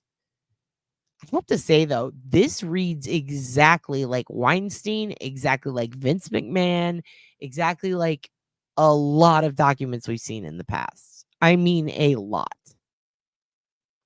Brooks' rape of Miss Rowe was painful and traumatic. Having no regard for her well-being and intent on his own sexual gratification at the expense of Miss Rowe's physical, mental, and emotional trauma at some point during the nightmare, Brooks even held her small body upside down by her feet and penetrated her. She was helpless to move from his grip and terrified at what was happening to her. While he held her upside down, dangling her by her ankles, all the blood rushed to her head, causing her to be dizzy and sick. While Brooks forcefully penetrated her, he said perverted things to Miss Rowe about his sexual prowess. Brooks also repeatedly slammed his penis into her vagina, causing Miss Rowe's back to keep hitting his body over and over with such force that she felt as if he was breaking her in two. I would imagine she means his knees in the center of her back. That is very painful. Disgustingly, Brooks insisted that Miss Rowe wear her eyeglasses while he carried out his sexual assault fantasy. Again, I couldn't find anything of her in eyeglasses.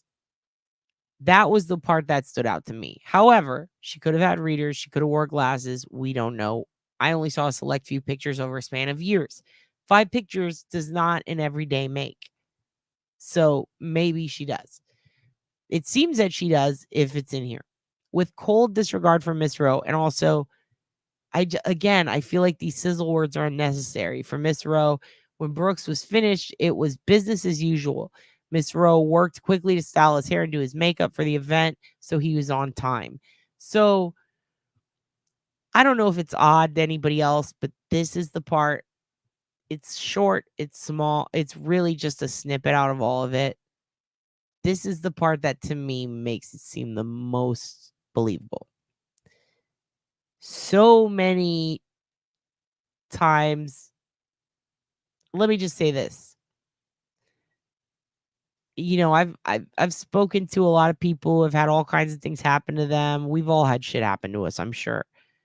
The dissociation from events seems to be like a common thing a lot of people discuss when experiencing various types of trauma. But also not just the dissociation of the victims, right, to deal with it, but a dissociation of the perps.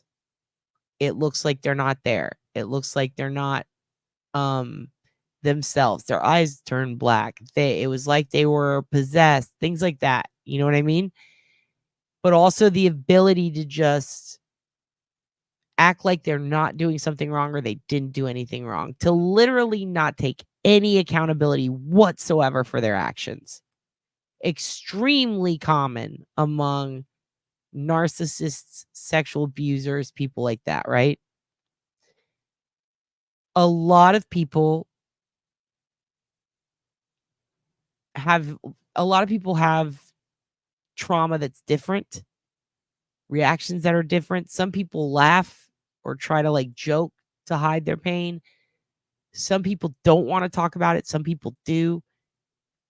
But victims aside, let's look at the suspects. It is interesting to me how dissociative their personalities are too. Not just like, I don't want to take accountability, or I'm going to pretend I didn't do that, or I'm just going to lie and say I did it. Like, they feel entitled sometimes, right? And they act entitled, and they will do something awful to you and then just walk the fuck away. Like, do. All right, let's get back to work. How many times have we seen, police reports with fucking evidence, body cam footage, shit like that, where it's like door cam and indoor footage and security footage of like Diddy kicking the shit out of Cassie in the hallway. He went from beating the ever-loving shit out of that woman to casually walking away in his robe. And then continued on with his day. Went to work, did all kinds of things. No big deal, just another day for him. I think that's why this line bothers me. Because and by bothers me, I mean it's upsetting to me. Like, this feels real. This feels like something he would do. Anyone would do who is an abuser. Do something awful and then pretend it didn't happen at all. I would have found it weird if she said that he tried to calm her down and like, I'm so sorry, I love you, baby, I'll leave my... That would have been weird. Okay? That would have been like, that sounds a little... The fact that he completely ignored that he just did that actually does sound like a lot of cases I've read. Like, and situations friends have been in. Like, not from their perspective, but the person who did it. Dissociating. Literally walking away like it's no big deal. I don't know why, but that just really bothers me. Like, it seems so like, oh, how typical. Just carry on and do my hair, please. It's fucking nuts. Brooks subjected Miss Rowe to other appalling sexual conduct, all of which took place while Miss Rowe was working for him. That includes, but is not limited to, the following. So all of this took place while she was working for him. Very important. One of the most important things maybe in here is to stress while she was working for him. Texas Workforce Commission is a beast. What is LA like? What is Mississippi like? What is Nashville like? We're going to have to see. Brooks openly okay, here's the complaint for damages and the demand for a jury trial. All right? So we're about to do the complaint. This is heavy. If you need a moment, get a moment. If you need a smoke, grab a smoke. This is all the shit that he did. And oh shit, I gotta go soon. Hold on 1 second, kids. I'm gonna turn you down 1 second.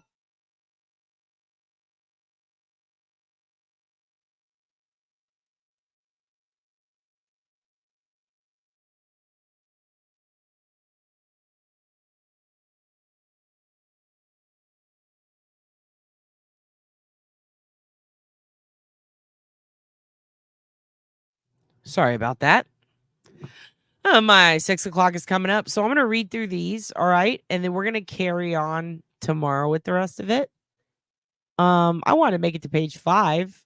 I think we can do that. We're gonna finish page 5 because that is when the California legislative information, those docs are going to be a good reference. They are linked below so that you can read the why after this, okay? And then we will continue with the next part. All right, complaint for damages, demand for a jury trial.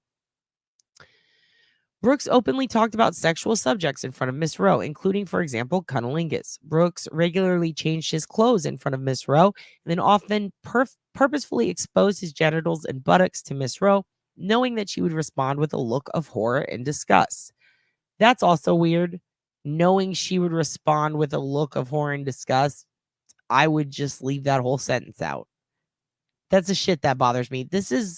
I mean, she didn't write this, the lawyers did, but goddamn, they took liberty.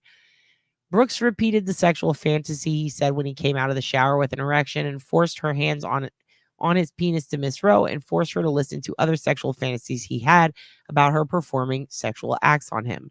Brooks sent Miss Rowe sexually explicit text messages and pressured her to engage in sexting with him. After the sex assault in Los Angeles, Brooks increased the frequency of saying his sexual fantasies about her out loud, along with his physical gropings of her breasts while she was doing his hair and makeup. Other sexually explicit remarks by Brooks included him telling Miss Rowe that he, quote, in bold, which they have evidence for, fucked multiple women in every corner of the hotel room, white, black, brown, or whatever, and also said that he had done so on every surface in a hotel room. Brooks' increased frequency of his sexually charged conversations included in his repeated remarks about having a threesome with his wife, Miss Trisha Yearwood, in which he suggested that Miss Rowe would be the third person, which Miss Rowe believes Brooks' wife overheard on at least one occasion. Ugh. On too many occasions to list, I would have picked a number over 5 at least. Brooks would I hate this word, lasciviously. I can never say it. Lasciviously stare at, that's not how you say it, is it? Fuck. At Miss Rowe's breast and pressure Miss Rowe to open her shirt to allow him to physically touch her breast for the purpose of his arousal, after which Brooks would then masturbate. And regarding this, Brooks, who said he would take care of himself, also told Miss Rowe he could not let her see because when I come, it's gallons, underlined. Jesus Christ, dude. That's fucking gross. I did say it, Leviticus. God damn it. And what a chapter for this, by the way. Sounds like Leviticus, honestly. This is the type of shit, these type of specifics, if there's a text from him saying that, right? He can't let her see because like that, fucking done, dude. That's nuts. In late October 2019, Brooks brought Miss Rowe to Los Angeles for 5 days, during which he physically groped her body, including her breasts. Miss Rowe was terrified to be in a hotel again, worried he would force himself on her. Her fears were justified, as one morning when Miss Rowe went to Brooks' room to do his hair and makeup, he was on the bed face down wearing loose shorts and holding his crotch, and made it clear that he wanted to do what he'd done before in Los Angeles with Miss Rowe on May 11th. By the way, checks out. May 11th was the night that would have happened. A week later, he is in pictures with Trish and her. It happened. Like, she was definitely there. Like, the dates don't lie. They say that there's evidence included. Very interesting. Miss Rowe managed to escape the situation because he was running late and people were waiting to pick him up. At times, Brooks implied, and this is the complaint for damages. So this is like where he fucked me up and why I should get damages. At times, Brooks implied that the groping of her breast would continue despite Miss Rowe insisting this was unwanted. For example, one time when he said, while groping her next time, we mess around, and Miss Rowe clearly said no, he became visibly angry at Miss Rowe and left. The frequency was such that it was inevitable that other employees of Brooks likely saw or heard instances of the unwanted physical groping of her breast while she was styling his hair or doing his makeup. Frequency is important, but so are witnesses. Very curious if this means they will be trying to pull up witnesses. In or about May 20th or May 2020, Brooks, while speaking to his manager, this is a shocking one. While speaking with his manager and his wife also present directly in front of Miss Rowe, talked about inventing a shampoo bottle that would double as a dildo. When Miss Rowe became uncomfortable and would not join the conversation, Brooks became upset and slammed his fist down on the kitchen counter in frustration, so hard that the items on the counter moved, and he leaned in and spoke with a threatening manner to Miss Rowe. Following this incident, Miss Rowe sent a text to Brooks. I have thought about the conversation of last Monday. I can't work in an environment where explicit sexual comments are made about shampoo bottles doubling as dildos. I mean you no harm, and if you truly value my work, I'm happy to show up tomorrow and or whenever you need my services. During the phone conversations in 2020, after she told Brooks that she was upset, he told his wife that Miss Rowe had seen his penis. Brooks tried to minimize what happened and said, "Oh, sweetheart, for one, I think I know Trisha pretty well, and she wasn't uncomfortable. And I said you saw my stuff. That was it. We were talking about something. It just came up. Look, I'm worried you are overthinking this." First of all, he called her sweetheart. That's her boss. Overthinking this. The worry. Interesting. After the sexual assault in Los Angeles, Brooks told Miss Rowe about a mysterious text message he received in which a person claimed that Brooks had ruined his life. In a phone conversation about this text, Brooks said he had no idea who had texted him the message and suggested that he thought it was Miss Rowe's husband who had sent the text and tried to get her to reveal her husband's phone number. Holy shit. Brooks told Miss Rowe, "I never want to hurt anybody. So that one mysterious text, it bothered me. It bothered me. I didn't know the number." Still referring to the supposed text, Brooks also said, "And that killed me. It broke my heart. Like God, I never want to hurt anybody. So I was scared to death." Brooks then started to talk about the fact that Miss Rowe had not worked for Brooks for several months, so he had one of his employees call her and see what was happening. And then, when they called you for work and you couldn't do it for 2 months, I thought, oh crap. That's what I thought. Oh crap.